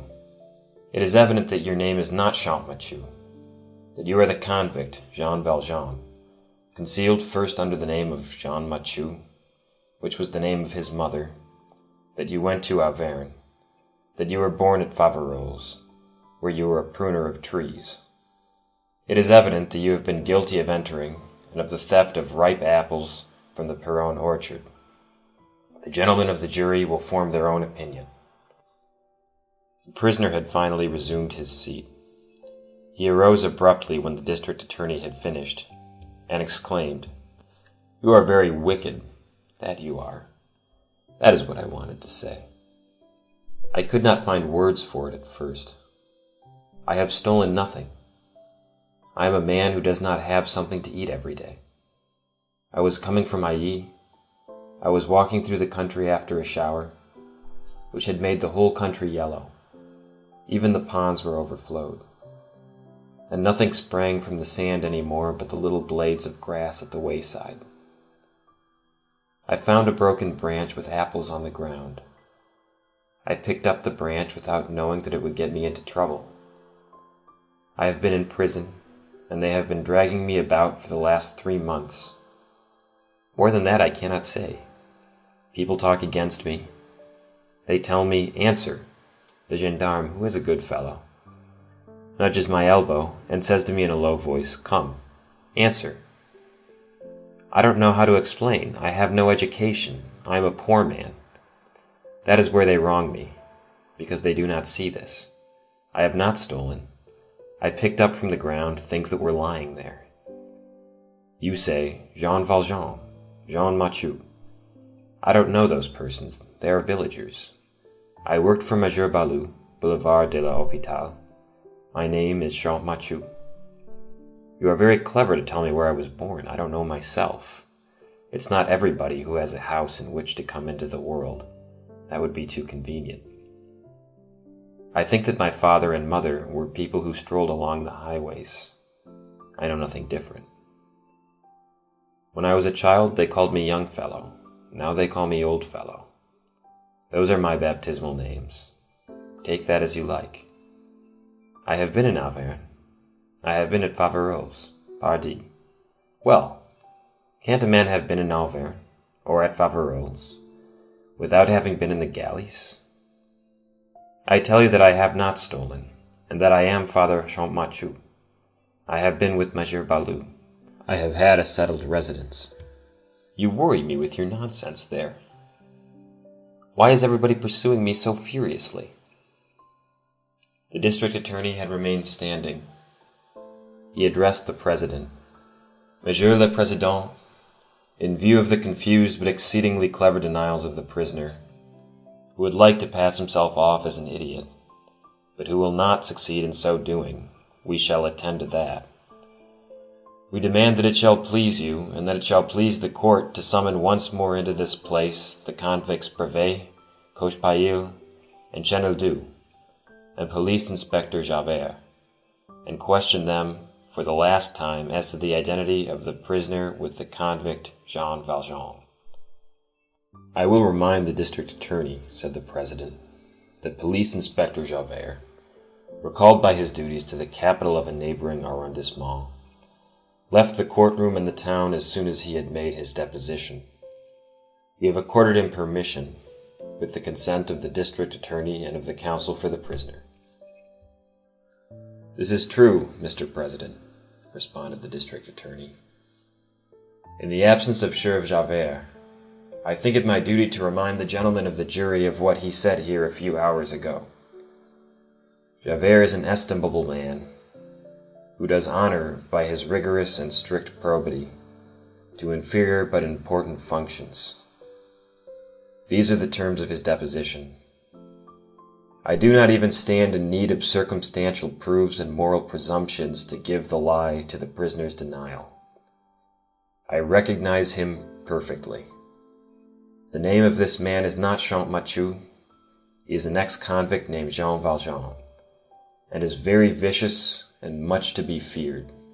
It is only with extreme regret that he was released at the expiration of his term. He underwent 19 years of penal servitude for theft. He made 5 or 6 attempts to escape. Besides the theft from Little Gervais and from the Piron orchard, I suspect him of a theft committed in the house of His Grace the late Bishop of Digne. I often saw him at the time when I was adjutant of the galley guard at the prison of Toulon. I repeat that I recognize him perfectly. This extremely precise statement appeared to produce a vivid impression on the public and on the jury. The district attorney concluded by insisting that in default of Javert, the 3 witnesses Brevet, Chenildieu, and Cochepaille should be heard once more and solemnly interrogated. The president transmitted the order to an usher, and a moment later, the door of the witnesses' room opened. The usher, accompanied by a gendarme ready to lend him armed assistance, introduced the convict Brevet. The audience was in suspense, and all breasts heaved as though they had contained but one soul. The ex-convict Brevet wore the black and grey waistcoat of the central prisons. Brevet was a person 60 years of age, who had a sort of businessman's face and the air of a rascal. The two sometimes go together. In prison, whither fresh misdeeds had led him, he had become something in the nature of a turnkey. He was a man of whom his superiors said, "He tries to make himself of use." The chaplains bore good testimony as to his religious habits. It must not be forgotten that this passed under the Restoration. "Brevet," said the president, "you have undergone an ignominious sentence, and you cannot take an oath." Brevet dropped his eyes. "Nevertheless," continued the president, "even in the man whom the law has degraded, there may remain, when the divine mercy permits it, a sentiment of honor and of equity. It is to this sentiment that I appeal at this decisive hour. If it still exists in you, and I hope it does, reflect before replying to me. Consider on the one hand this man, whom a word from you may ruin, on the other hand justice, which a word from you may enlighten. The instance is solemn. There is still time to retract if you think you have been mistaken. Rise, prisoner. Brevet, take a good look at the accused, recall your souvenirs, and tell us on your soul and conscience if you persist in recognizing this man as your former companion in the galleys, Jean Valjean." Brevet looked at the prisoner, then turned towards the court. "Yes, Mr. President, I was the first to recognize him, and I stick to it. That man is Jean Valjean, who entered at Toulon in 1796 and left in 1815. I left a year later. He has the air of a brute now, but it must be because age has brutalized him. He was sly at the galleys. I recognize him positively." "Take your seat," said the president. "Prisoner, remain standing." Chenildieu was brought in, a prisoner for life, as was indicated by his red cassock and his green cap. He was serving out his sentence at the galleys of Toulon, whence he had been brought for this case. He was a small man of about 50, brisk, wrinkled, frail, yellow, brazen-faced, feverish, who had a sort of sickly feebleness about all his limbs and his whole person, and an immense force in his glance. His companions in the galleys had nicknamed him I deny God, Je nie du, Je ne du. The president addressed him in nearly the same words which he had used to Brevet, at the moment when he reminded him of his infamy, which deprived him of the right to take an oath. Chenildieu raised his head and looked the crowd in the face. The president invited him to reflection, and asked him, as he had asked Brevet, if he persisted in recognizing of the prisoner. Chenildieu burst out laughing. Pardieu, as if I didn't recognize him. We were attached to the same chain for 5 years. So you're a sulking old fellow? Go take your seat, said the president. The usher brought in Cochepaille. He was another convict for life, who had come from the galleys, and was dressed in red, like Chenildieu, was a peasant from Lourdes, and a half-bear of the Pyrenees. He had guarded the flocks among the mountains, and from a shepherd he had slipped into a brigand. Cochepaille was no less savage, and seemed even more stupid than the prisoner. He was one of those wretched men whom nature has sketched out for wild beasts, and on whom society puts the finishing touches as convicts in the galleys. The president tried to touch him with some grave and pathetic words, and asked him, as he had asked the other two, if he persisted, without hesitation or trouble, in recognizing the man who was standing before him. He is Jean Valjean, said Cochepaille. He was even called Jean the Screw, because he was so strong. Each of these accusations from these 3 men, evidently sincere and in good faith, had raised in the audience a murmur of bad augury for the prisoner, a murmur which increased and lasted longer each time that a fresh declaration was added to the proceeding. The prisoner had listened to them, with that astounded face which was, according to the accusation, his principal means of defense. At the first, the gendarmes, his neighbors, had heard him mutter between his teeth, "Ah well, he's a nice one." After the second, he said, a little louder, with an air that was almost that of satisfaction, "Good." And at the third, he cried, "Famous!"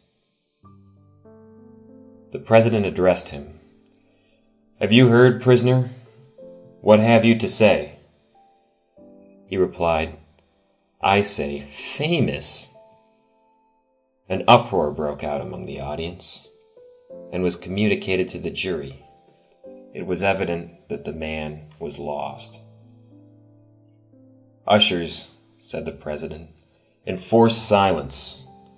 I am going to sum up the arguments." At that moment there was a movement just beside the president. A voice was heard crying, "Brevet! Chenildieu! Cochepaille! Look here!" All who had heard that voice were chilled, so lamentable and terrible was it. All eyes were turned to the point whence it had proceeded.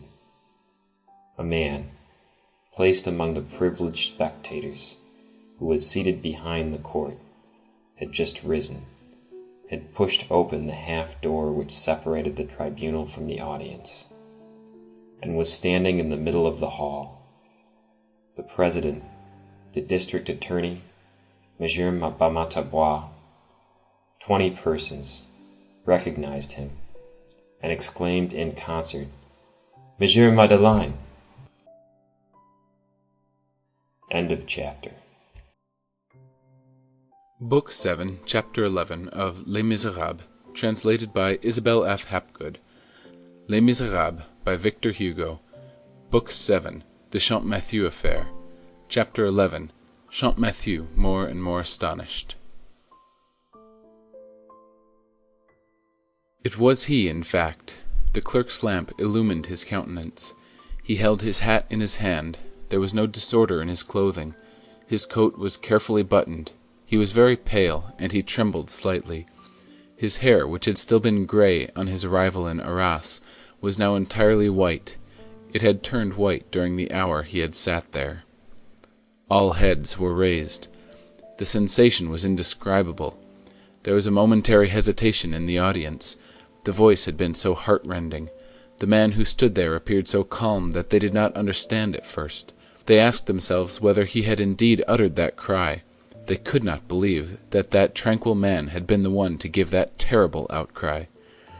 This indecision only lasted a few seconds. Even before the president and the district attorney could utter a word, before the ushers and the gendarmes could make a gesture, the man whom all still called, at that moment, Monsieur Madeleine, had advanced towards the witnesses Cochepaille, Brevet, and Chenildieu. "Do you not recognize me?" said he. All three remained speechless, and indicated by a sign of the head that they did not know him. Cochepaille, who was intimidated, made a military salute. Monsieur Madeleine turned towards the jury and the court, and said in a gentle voice, "Gentlemen of the jury, order the prisoner to be released. Mr. President, have me arrested. He is not the man whom you are in search of. It is I. I am Jean Valjean." Not a mouth breathed. The first commotion of astonishment had been followed by a silence like that of the grave. Those within the hall experienced that sort of religious terror which seizes the masses when something grand has been done. In the meantime, the face of the president was stamped with sympathy and sadness. He had exchanged a rapid sign with the district attorney and a few low-toned words with the assistant judges. He addressed the public and asked in accents which all understood, "Is there a physician present?" The district attorney took the word. "Gentlemen of the jury, the very strange and unexpected incident which disturbs the audience inspires us, like yourselves, only with a sentiment which it is unnecessary for us to express. You all know, by reputation at least, the Honorable Monsieur Madeleine, Mayor of Montreuil-sur-Mer. If there is a physician in the audience, we join the President in requesting him to attend to Monsieur Madeleine, and to conduct him to his home." Monsieur Madeleine did not allow the district attorney to finish. He interrupted him in accents full of suavity and authority. These are the words which he uttered. Here they are literally, as they were written down immediately after the trial by one of the witnesses to this scene, and as they now ring in the ears of those who heard them nearly 40 years ago. "I thank you, Mr. District Attorney, but I am not mad, you shall see. You were on the point of committing a great error. Release this man. I am fulfilling a duty. I am that miserable criminal. I am the only one here who sees the matter clearly, and I am telling you the truth. God, who is on high, looks down on what I am doing at this moment, and that suffices. You can take me, for here I am, but I have done my best. I concealed myself under another name. I have become rich. I have become a mayor. I have tried to re-enter the ranks of the honest. It seems that that is not to be done. In short, there are many things which I cannot tell. I will not narrate the story of my life to you. You will hear it one of these days. I robbed Monseigneur the Bishop, it is true. It is true that I robbed little Gervais. They were right in telling you that Jean Valjean was a very vicious wretch. Perhaps it was not altogether his fault. Listen, honorable judges. A man who has been so greatly humbled as I have has neither any remonstrances to make to Providence, nor any advice to give to society. But, you see, the infamy from which I have tried to escape is an injurious thing. The galleys make the convict what he is. Reflect upon that, if you please.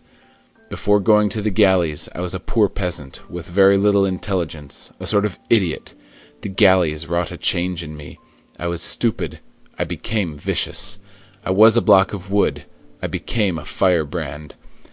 Later on, indulgence and kindness saved me, as severity had ruined me. But, pardon me, you cannot understand what I am saying. You will find at my house, among the ashes in the fireplace, the 40-sou piece which I stole 7 years ago from little Gervais. I have nothing farther to add. Take me. Good God! The district attorney shakes his head. You say, Monsieur Madeleine has gone mad. You do not believe me. That is distressing. Do not, at least, condemn this man.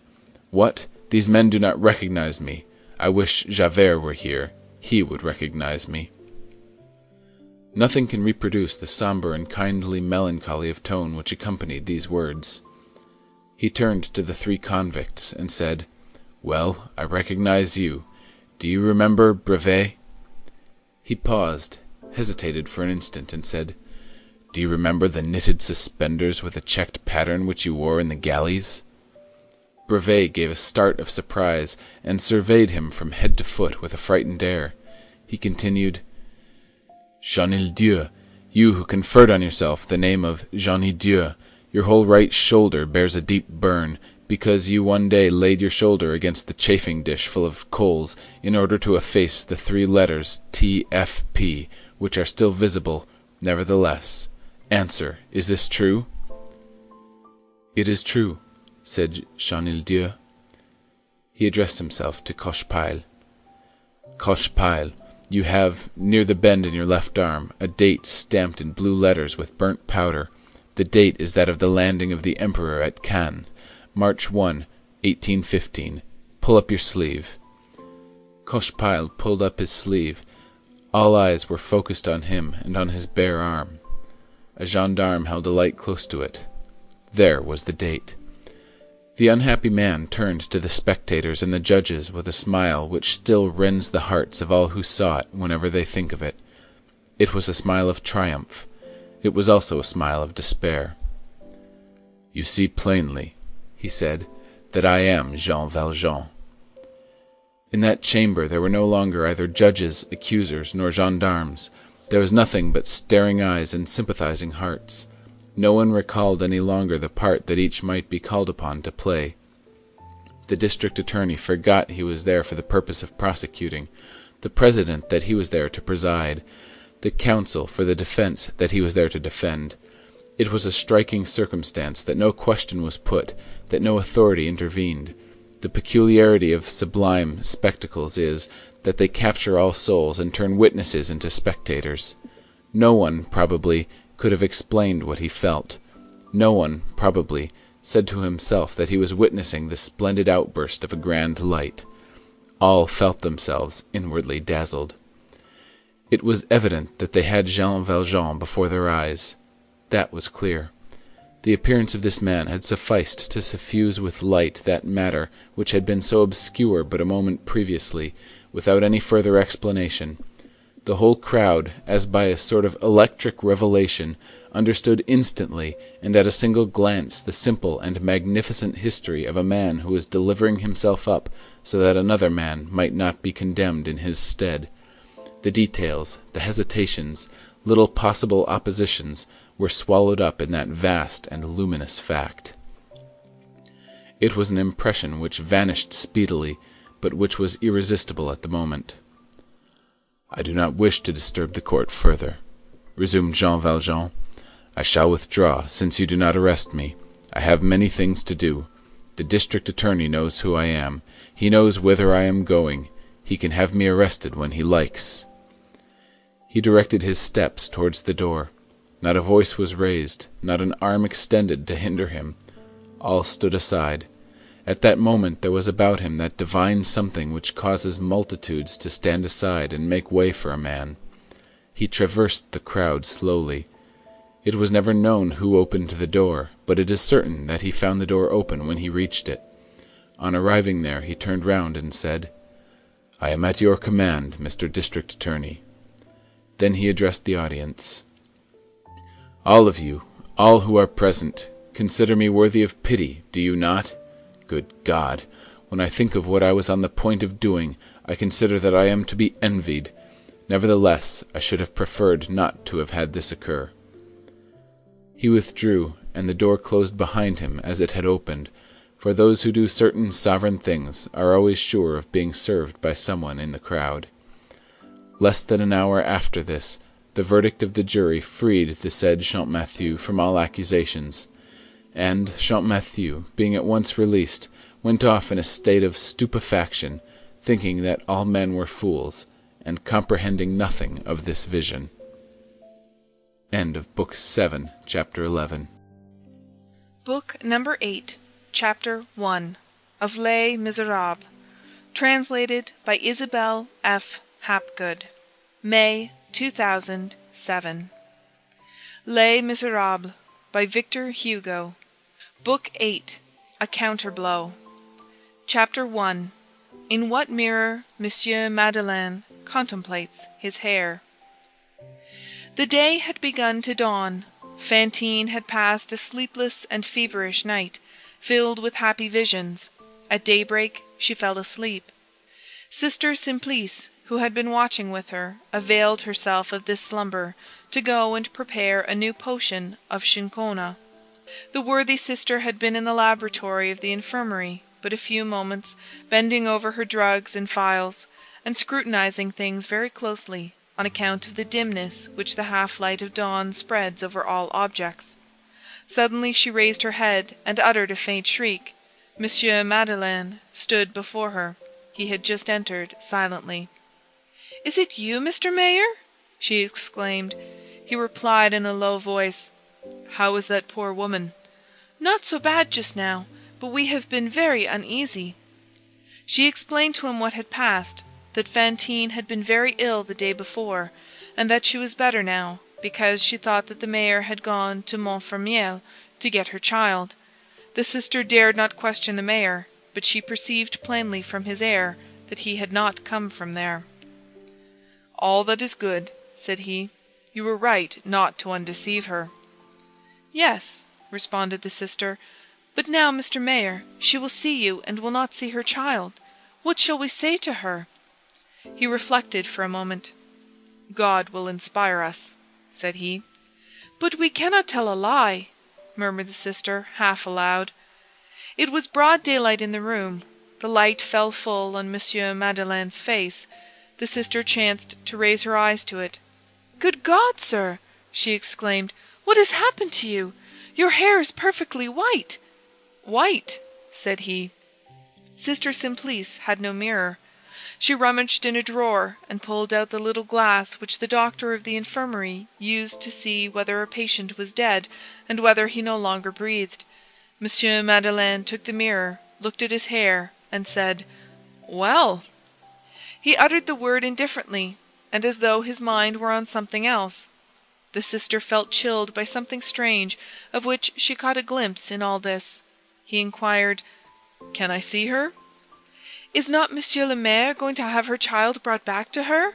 said the sister, hardly venturing to put the question. "Of course, but it will take 2 or 3 days at least."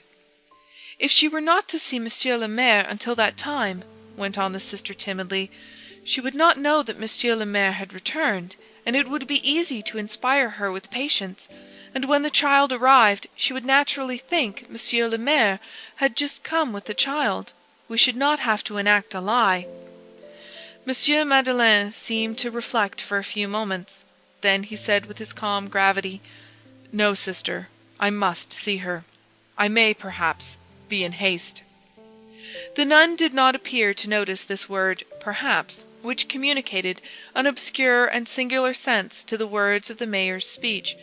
She replied, lowering her eyes and her voice respectfully, "In that case she is asleep, but Monsieur le Maire may enter." He made some remarks about a door which shut badly, and the noise of which might awaken the sick woman. Then he entered Fantine's chamber, approached the bed, and drew aside the curtains. She was asleep. Her breath issued from her breast with that tragic sound which is peculiar to those maladies, and which breaks the hearts of mothers when they are watching through the night beside their sleeping child who is condemned to death. But this painful respiration hardly troubled a sort of ineffable serenity which overspread her countenance, and which transfigured her in her sleep. Her pallor had become whiteness, Her cheeks were crimson, her long golden lashes, the only beauty of her youth and her virginity which remained to her, palpitated, though they remained closed and drooping. Her whole person was trembling with an indescribable unfolding of wings, all ready to open wide and bear her away, which could be felt as they rustled, though they could not be seen. To see her thus, one would never have dreamed that she was an invalid whose life was almost despaired of. She resembled rather something on the point of soaring away than something on the point of dying. The branch trembles when a hand approaches it to pluck a flower, and seems to both withdraw and to offer itself at one and the same time. The human body has something of this tremor when the instant arrives in which the mysterious fingers of death are about to pluck the soul. Monsieur Madeleine remained for some time motionless beside that bed, gazing in turn upon the sick woman and the crucifix, as he had done 2 months before, on the day when he had come for the first time to see her in that asylum. They were both still there in the same attitude, she sleeping, he praying, only now, after the lapse of 2 months, her hair was grey and his was white. The sister had not entered with him. He stood beside the bed, with his finger on his lips, as though there were someone in the chamber whom he must enjoin to silence. She opened her eyes, saw him, and said quietly with a smile, "And Cosette?" End of Book 8, Chapter 1. Book 8, Chapter 2 of Les Misérables, translated by Isabel F. Hapgood. Les Misérables by Victor Hugo, Book 8, A Counterblow, Chapter 2, Fantine, Happy. She made no movement of either surprise or of joy. She was joy itself. That simple question, "And Cosette?"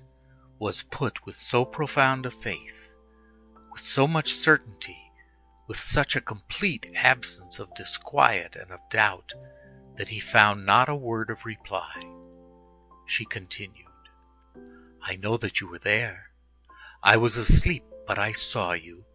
I have seen you for a long, long time. I have been following you with my eyes all night long. You were in a glory, and you had around you all sorts of celestial forms." He raised his glance to the crucifix.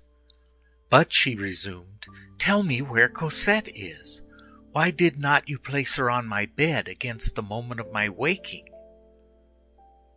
He made some mechanical reply which he was never afterwards able to recall.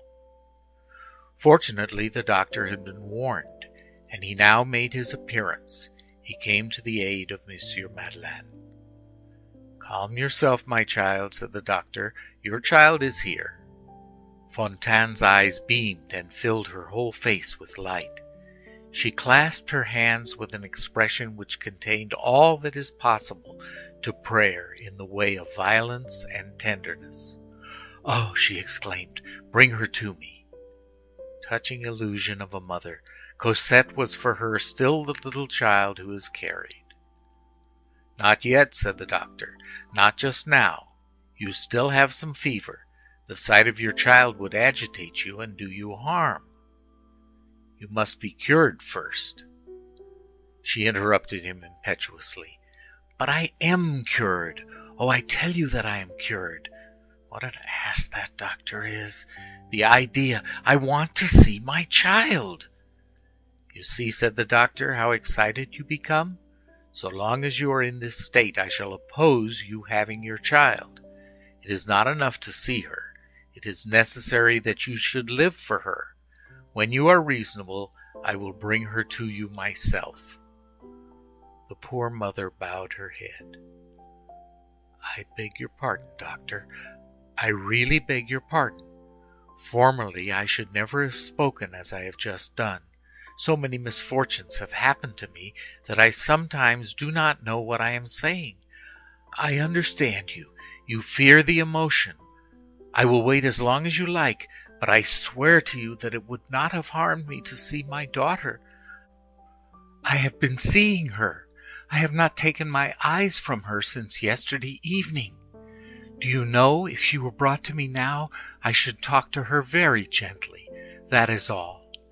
Is it not quite natural that I should desire to see my daughter, who has been brought to me expressly from Montfermeil? I'm not angry. I know well that I am about to be happy.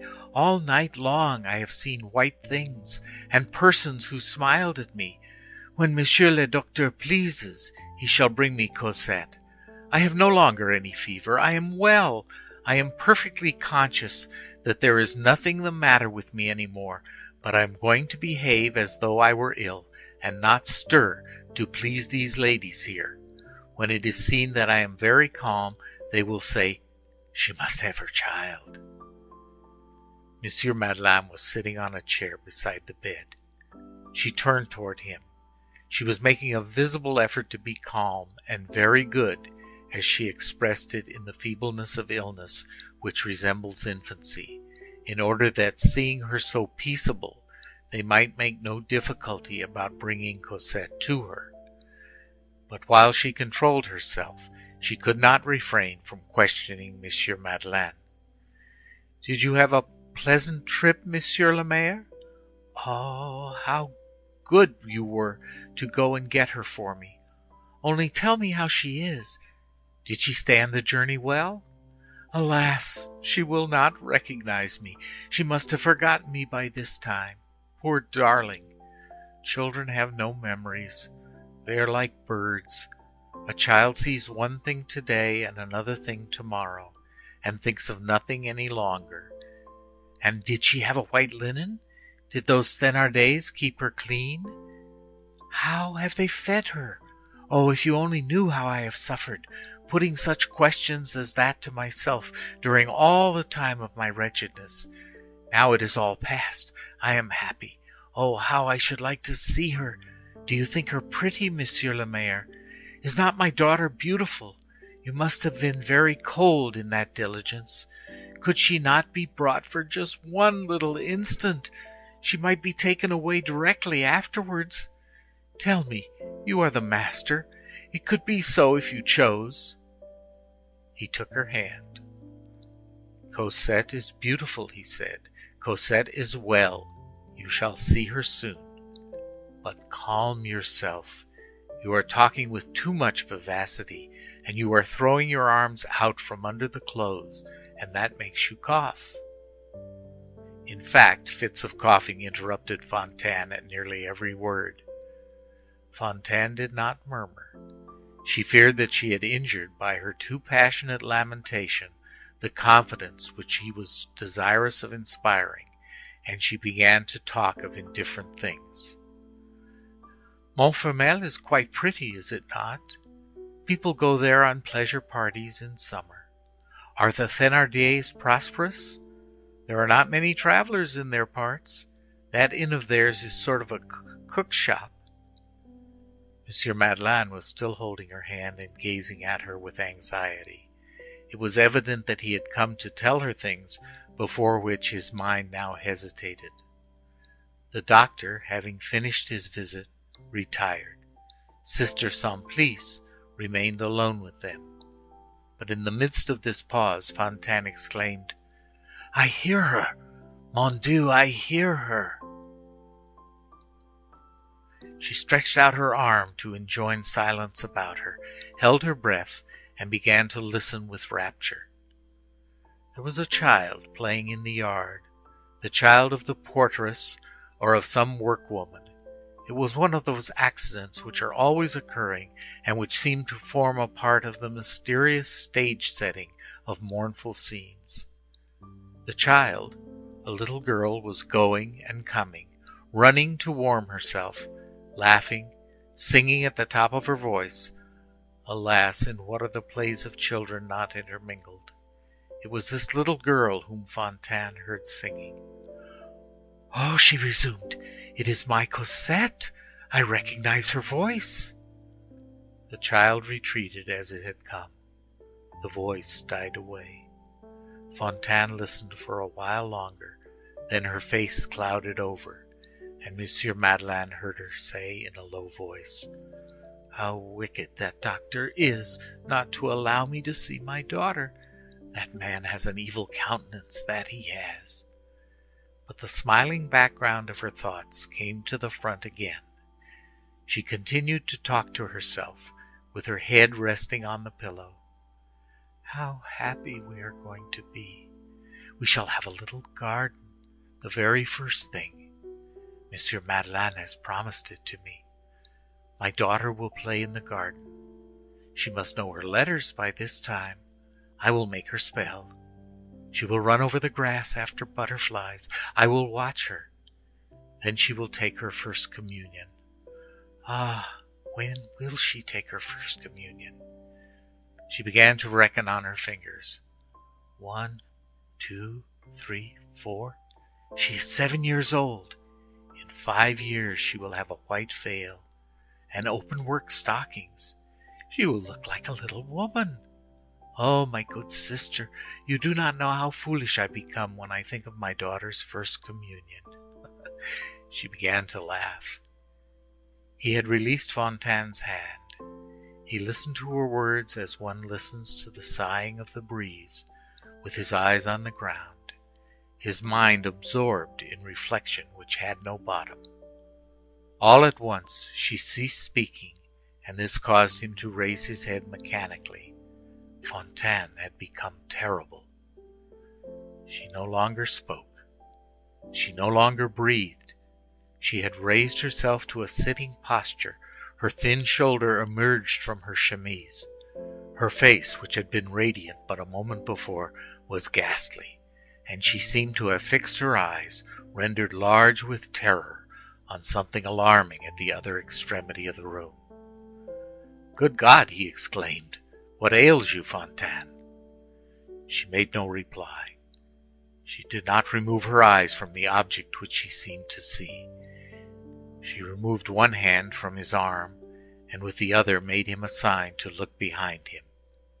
He turned and beheld Javert. End of Book 8, Chapter 2. Book number 8, Chapter 3 of Les Misérables. Les Misérables by Victor Hugo. Book number 8, The Counterblow. Chapter 3, Javert Satisfied. This is what had taken place. The half-hour after midnight had just struck, when Monsieur Madeleine quitted the Hall of Assizes in Arras. He regained his inn just in time to set out again by the mail wagon, in which he had engaged his place. A little before 6 o'clock in the morning, he had arrived at Montreuil-sur-Mer, and his first care had been to post a letter to Monsieur Laffitte, then to enter the infirmary and see Fantine.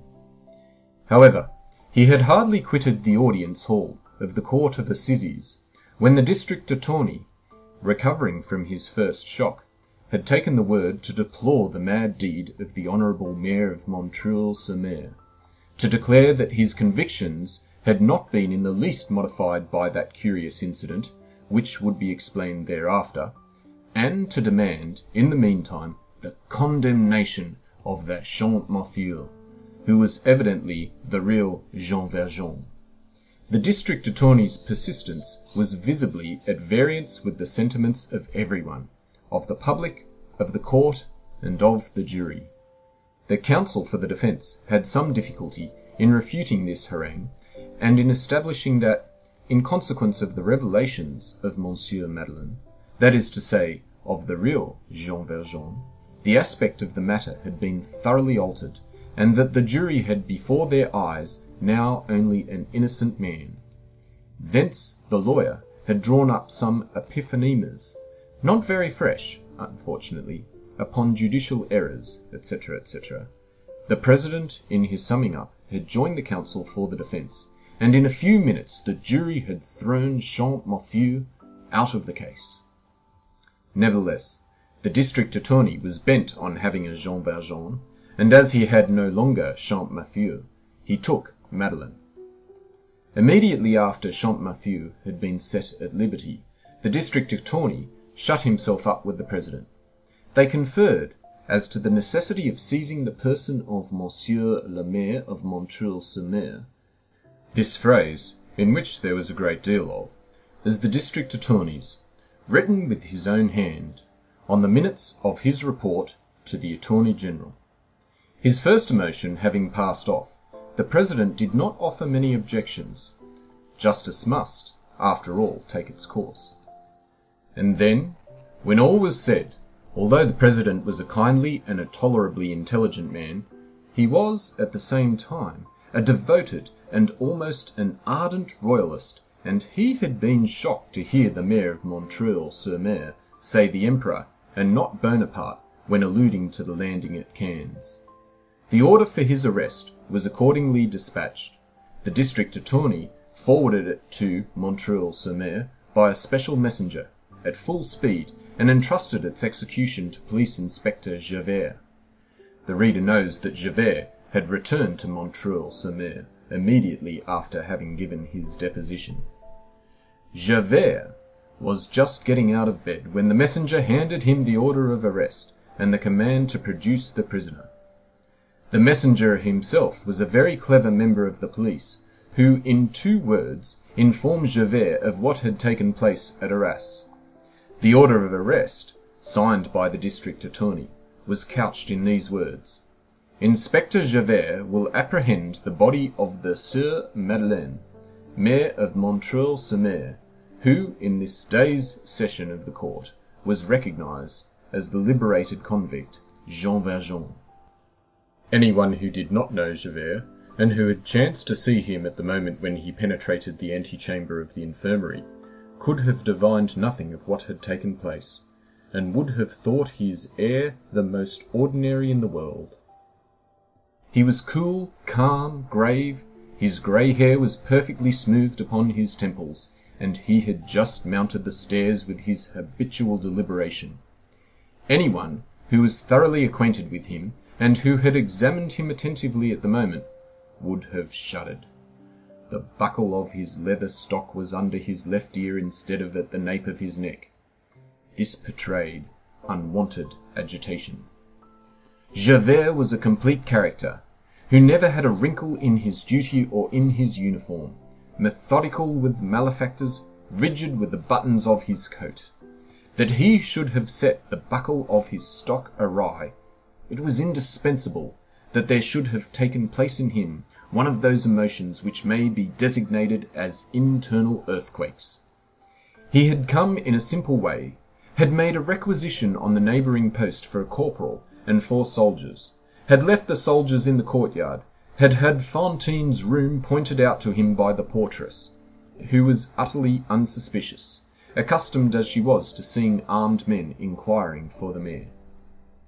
On arriving at Fantine's chamber, Javert turned the handle, pushed the door open with the gentleness of a sick nurse or a police spy, and entered. Properly speaking, he did not enter. He stood erect in the half-open door, his hat on his head and his left hand thrust into his coat, which was buttoned up to the chin. In the bend of his elbow, the leaden hand of his enormous cane, which was hidden behind him, could be seen. Thus he remained for nearly a minute, without his presence being perceived. All at once Fantine raised her eyes, saw him, and made Monsieur Madeleine turn around. The instant that Madeleine's glance encountered Javert's glance, Javert, without stirring, without moving from his post, without approaching him, became terrible. No human sentiment can be as terrible as joy. It was the visage of a demon who had just found his damned soul. The satisfaction of at last getting hold of Jean Valjean caused all that was in his soul to appear in his countenance. The depths having been stirred up mounted to the surface. The humiliation of having in some slight degree lost the scent, and of having indulged for a few moments in an error with regard to Champmathieu, was effaced by pride at having so well and accurately divined in the first place, and of having for so long cherished a just instinct. Javert's content shone forth in his sovereign attitude. The deformity of triumph overspread that narrow brow. All the demonstrations of horror which a satisfied face can afford were there. Javert was in heaven at that moment. without putting the thing clearly to himself, but with a confused intuition of the necessity of his presence and of his success.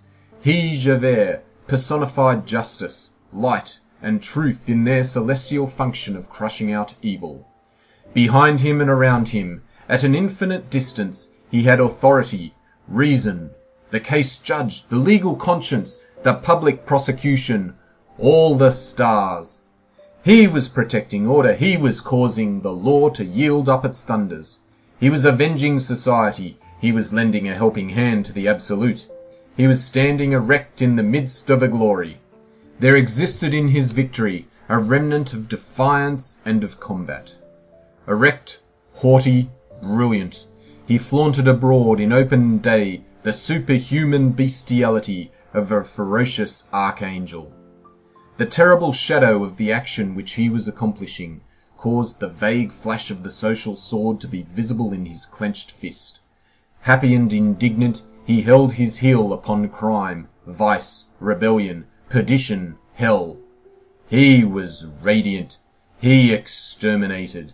He smiled. And there was an incontestable grandeur in this monstrous Saint Michael. Javert, though frightful, had nothing ignoble about him.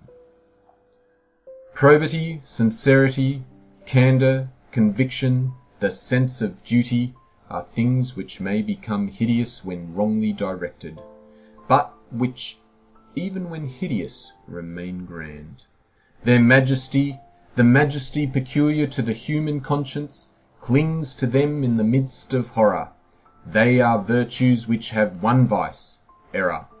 The honest, pitiless joy of a fanatic in the full flood of his atrocity preserves a certain lugubriously venerable radiance.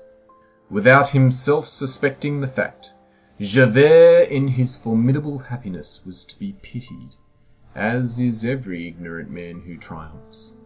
Nothing could be so poignant and so terrible as this face, wherein was displayed all that may be designated as the evil of the good. End of book number 8, chapter 3. Book 8, chapter 4 of Les Misérables, by Victor Hugo. Fantine had not seen Javert since the day on which the mayor had torn her from the man.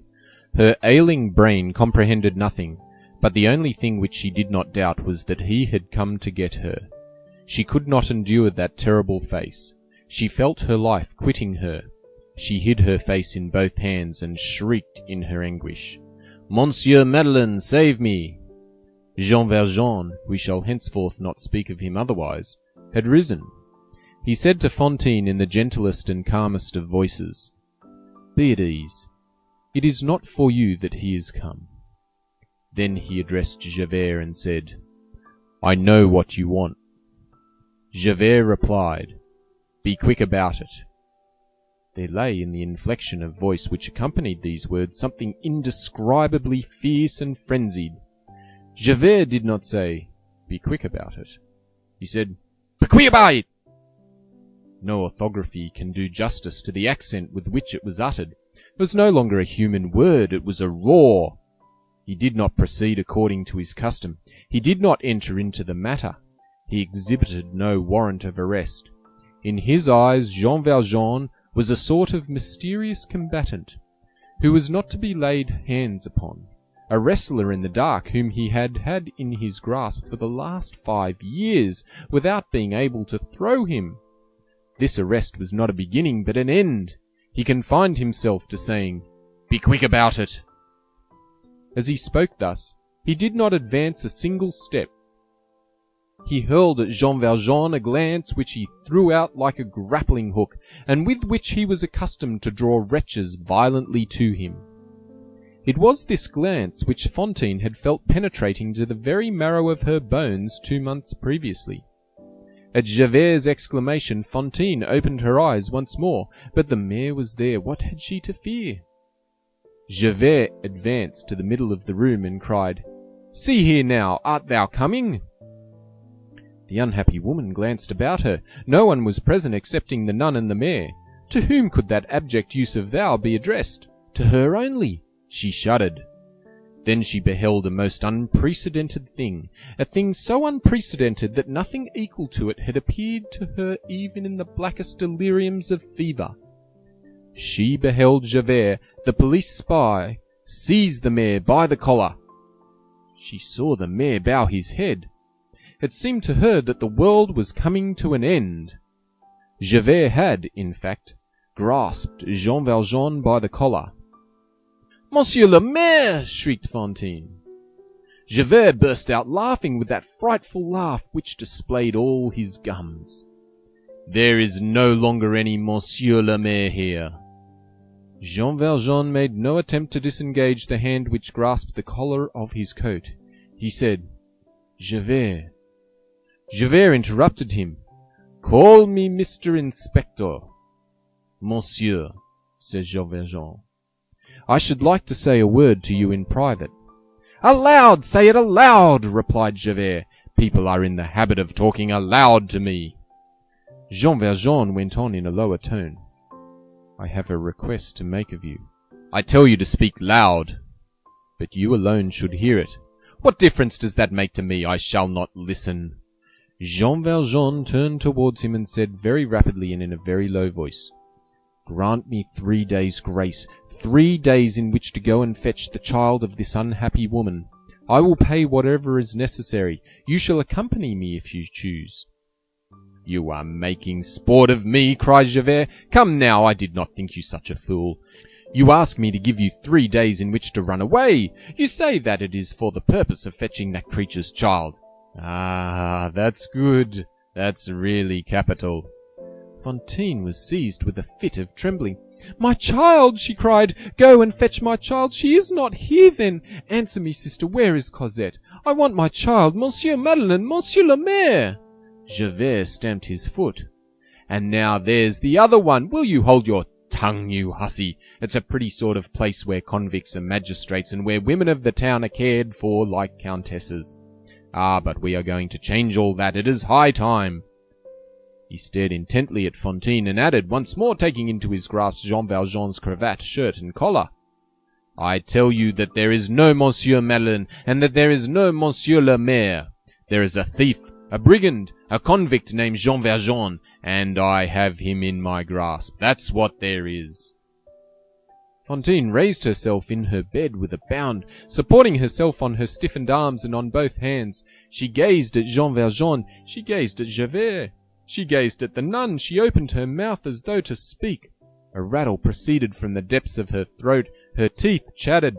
She stretched out her arms in her agony, opening her hands convulsively and fumbling about her like a drowning person, then suddenly fell back on her pillow. Her head struck the headboard of the bed, and fell forwards on her breast, with gaping mouth and staring sightless eyes. She was dead. Jean Valjean laid his hand upon the detaining hand of Javert, and opened it, as he would have opened the hand of a baby, and then he said to Javert, "You have murdered that woman."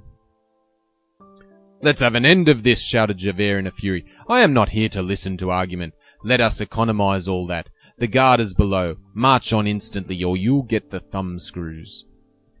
In the corner of the room stood an old iron bedstead, which was in a decidedly decrepit state, and which served the sisters as a camp bed when they were watching with the sick.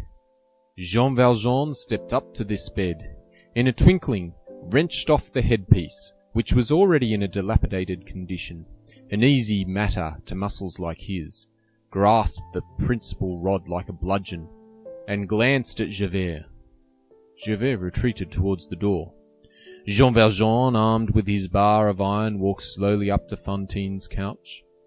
When he arrived there, he turned and said to Javert, in a voice that was barely audible, "I advise you not to disturb me at this moment. One thing is certain, and that is, that Javert trembled. It did occur to him to summon the guard, but Jean Valjean might avail himself of that moment to effect his escape. So he remained, grasped his cane by the small end, and leaned against the doorpost, without removing his eyes from Jean Valjean. Jean Valjean rested his elbow on the knob at the head of the bed, and his brow on his hand, and began to contemplate the motionless body of Fantine, which lay extended there. He remained thus, mute, absorbed, evidently with no further thought of anything connected with this life. Upon his face, and in his attitude, there was nothing but inexpressible pity. After a few moments of this meditation, he bent towards Fantine and spoke to her in a low voice. What did he say to her? What could this man who was reproved say to that woman who was dead? What words were those? No one on earth heard them. Did the dead woman hear them? There are some touching illusions which are perhaps sublime realities. The point as to which there exists no doubt is that Sister Simplice, the sole witness of the incident, often said that at the moment that Jean Valjean whispered in Fantine's ear, she distinctly beheld an ineffable smile dawn on those pale lips, and in those dim eyes, filled with the amazement of the tomb. Jean Valjean took Fantine's head in both his hands and arranged it on the pillow, as a mother might have done for her child. Then he tied the string of her chemise, and smoothed her hair back under her cap. That done, he closed her eyes. Fantine's face seemed strangely illuminated at that moment. Death, that signifies entrance into the great light. Fantine's hand was hanging over the side of the bed. Jean Valjean knelt down before that hand, lifted it gently, and kissed it.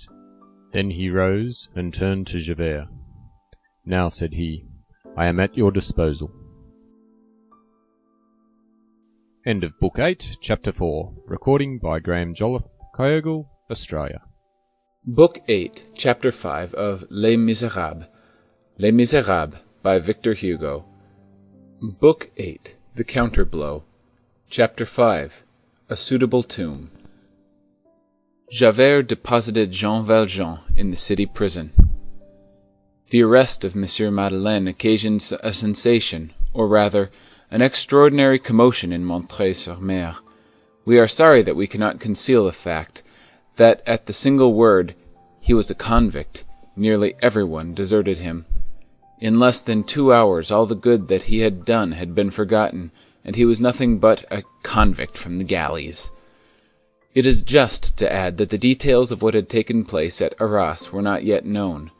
All day long conversations like the following were to be heard in all the quarters of the town. You don't know? He was a liberated convict. Who? The mayor. Bah! Monsieur Madeleine? Yes. Really? His name was not Madeleine at all. He had a frightful name. Beaujean. Bougin. Ah, good God! He has been arrested. Arrested! In prison, in the city prison, while waiting to be transferred. Until he is transferred? He is to be transferred. Where is he to be taken? He will be tried at the assizes for a highway robbery which he committed long ago. Well, I suspected as much. That man was too good, too perfect, too affected. He refused the cross. He bestowed sous on all the little scamps he came across. I always thought there was some evil history back of all that. The drawing-rooms particularly abounded in remarks of this nature. One old lady, a subscriber to the Drapeau Blanc, made the following remark, the depth of which it is impossible to fathom. I am not sorry. It will be a lesson to the Bonapartists. It was thus that the phantom which had been called Monsieur Madeleine vanished from Montreuil-sur-Mer. Only 3 or 4 persons in all the town remained faithful to his memory. The old portress who had served him was among the number. On the evening of that day, the worthy old woman was sitting in her lodge, still in a thorough fright, and absorbed in sad reflections. The factory had been closed all day, the carriage gate was bolted, the street was deserted. There was no one in the house but the 2 nuns, Sister Perpétue and Sister Simplice, who were watching beside the body of Fantine. Towards the hour when Monsieur Madeleine was accustomed to return home, the good portress rose mechanically, took from a drawer the key of Monsieur Madeleine's chamber, and the flat candlestick which he used every evening to go up to his quarters. Then she hung the key on the nail whence he was accustomed to take it, and set the candlestick on one side, as though she was expecting him. Then she sat down again on her chair, and became absorbed in thought once more. The poor, good old woman had done all this without being conscious of it. It was only at the expiration of 2 hours that she roused herself from her reverie, and exclaimed, "Hold, my good Jesus! And I hung his key on the nail!" At that moment the small window in the lodge opened. A hand passed through, seized the key and the candlestick, and lighted the taper at the candle which was burning there. The portress raised her eyes, and stood there with gaping mouth, and a shriek which she confined to her throat. She knew that hand, that arm, the sleeve of that coat. It was Monsieur Madeleine. It was several seconds before she could speak. She had a seizure, as she said herself, when she related the adventure afterwards. "Good God, Monsieur le Maire!" she cried at last. "I thought you were—" She stopped. The conclusion of her sentence would have been lacking in respect towards the beginning. Jean Valjean was still Monsieur le Maire to her. He finished her thought. "In prison," said he. "I was there. I broke a bar of one of the windows. I let myself drop from the top of a roof, and here I am. I am going up to my room. Go and find Sister Simplice for me. She is with that poor woman, no doubt." The old woman obeyed in all haste. He gave her no orders. He was quite sure that she would guard him better than he should guard himself. No one ever found out how he had managed to get into the courtyard without opening the big gates. He had, and always carried about him, a pass-key which opened a little side door, but he must have been searched, and his latch-key must have been taken from him. This point was never explained. He ascended the staircase leading to his chamber. On arriving at the top, he left his candle on the top step of his stairs, opened his door with very little noise, went and closed his window and his shutters by feeling, then returned for his candle and re-entered his room. It was a useful precaution. It will be recollected that his window could be seen from the street. He cast a glance about him, at his table, at his chair, at his bed which had not been disturbed for 3 days. No trace of the disorder of the night before last remained. The portress had done up his room. Only she had picked out of the ashes and placed neatly on the table the 2 iron ends of the cudgel and the 40-sou piece which had been blackened by the fire. He took a sheet of paper on which he wrote, "These are the 2 tips of my iron-shod cudgel and the 40-sou piece stolen from little Gervais, which I mentioned at the Court of Assizes." And he arranged this piece of paper, the bits of iron, and the coin in such a way that they were the first things to be seen on entering the room. From a cupboard he pulled out one of his old shirts, which he tore in pieces. In the strips of linen thus prepared he wrapped the 2 silver candlesticks. He betrayed neither haste nor agitation, and while he was wrapping up the bishop's candlesticks, he nibbled at a piece of black bread. It was probably the prison bread which he had carried with him in his flight. This was proved by the crumbs which were found on the floor of the room when the authorities made an examination later on. There came 2 taps at the door. "Come in," said he. It was Sister Simplice. She was pale, her eyes were red. The candle which she carried trembled in her hand. The peculiar feature of the violence of destiny is, that however polished or cool we may be, they wring human nature from our very bowels, and force it to reappear on the surface. The emotions of that day had turned the nun into a woman once more. She had wept, and she was trembling. Jean Valjean had just finished writing a few lines on a paper, which he handed to the nun, saying, "Sister, you will give this to Monsieur le Curé." The paper was not folded. She cast a glance upon it. "You can read it," said he. She read, "I beg Monsieur le Curé to keep an eye on all that I leave behind me. He will be so good as to pay out of it the expenses of my trial, and of the funeral of the woman who died yesterday. The rest is for the poor." The sister tried to speak, but she only managed to stammer a few inarticulate sounds. She succeeded in saying, however, Does not Monsieur le Maire desire to take a last look at that poor, unhappy woman? No, said he. I am pursued. It would only end in their arresting me in that room, and that would disturb her. He had hardly finished when a loud noise became audible on the staircase. They heard a tumult of ascending footsteps, and the old portress saying in her loudest and most piercing tones, "My good sir, I swear to you by the good God that not a soul has entered this house all day, nor all the evening, and that I have not even left the door." A man responded, "But there is light in that room, nevertheless." They recognized Javert's voice. The chamber was so arranged that the door, in opening, masked the corner of the wall on the right. Jean Valjean blew out the light and placed himself in this angle. Sister Simplice fell on her knees near the table. The door opened. Javert entered. The whispers of many men and the protestations of the portress were audible in the corridor. The nun did not raise her eyes. She was praying. The candle was on the chimney-piece, but gave very little light. Javert caught sight of the nun and halted in amazement. It will be remembered that the fundamental point in Javert, his element, the very air he breathed, was veneration for all authority. This was impregnable, and admitted of neither objection nor restriction. In his eyes, of course, the ecclesiastical authority was the chief of all. He was religious, superficial and correct on this point as on all others. In his eyes, a priest was a mind who never makes a mistake. A nun was a creature who never sins. They were souls walled in from this world, with a single door which never opened except to allow the truth to pass through. On perceiving the sister, his first movement was to retire.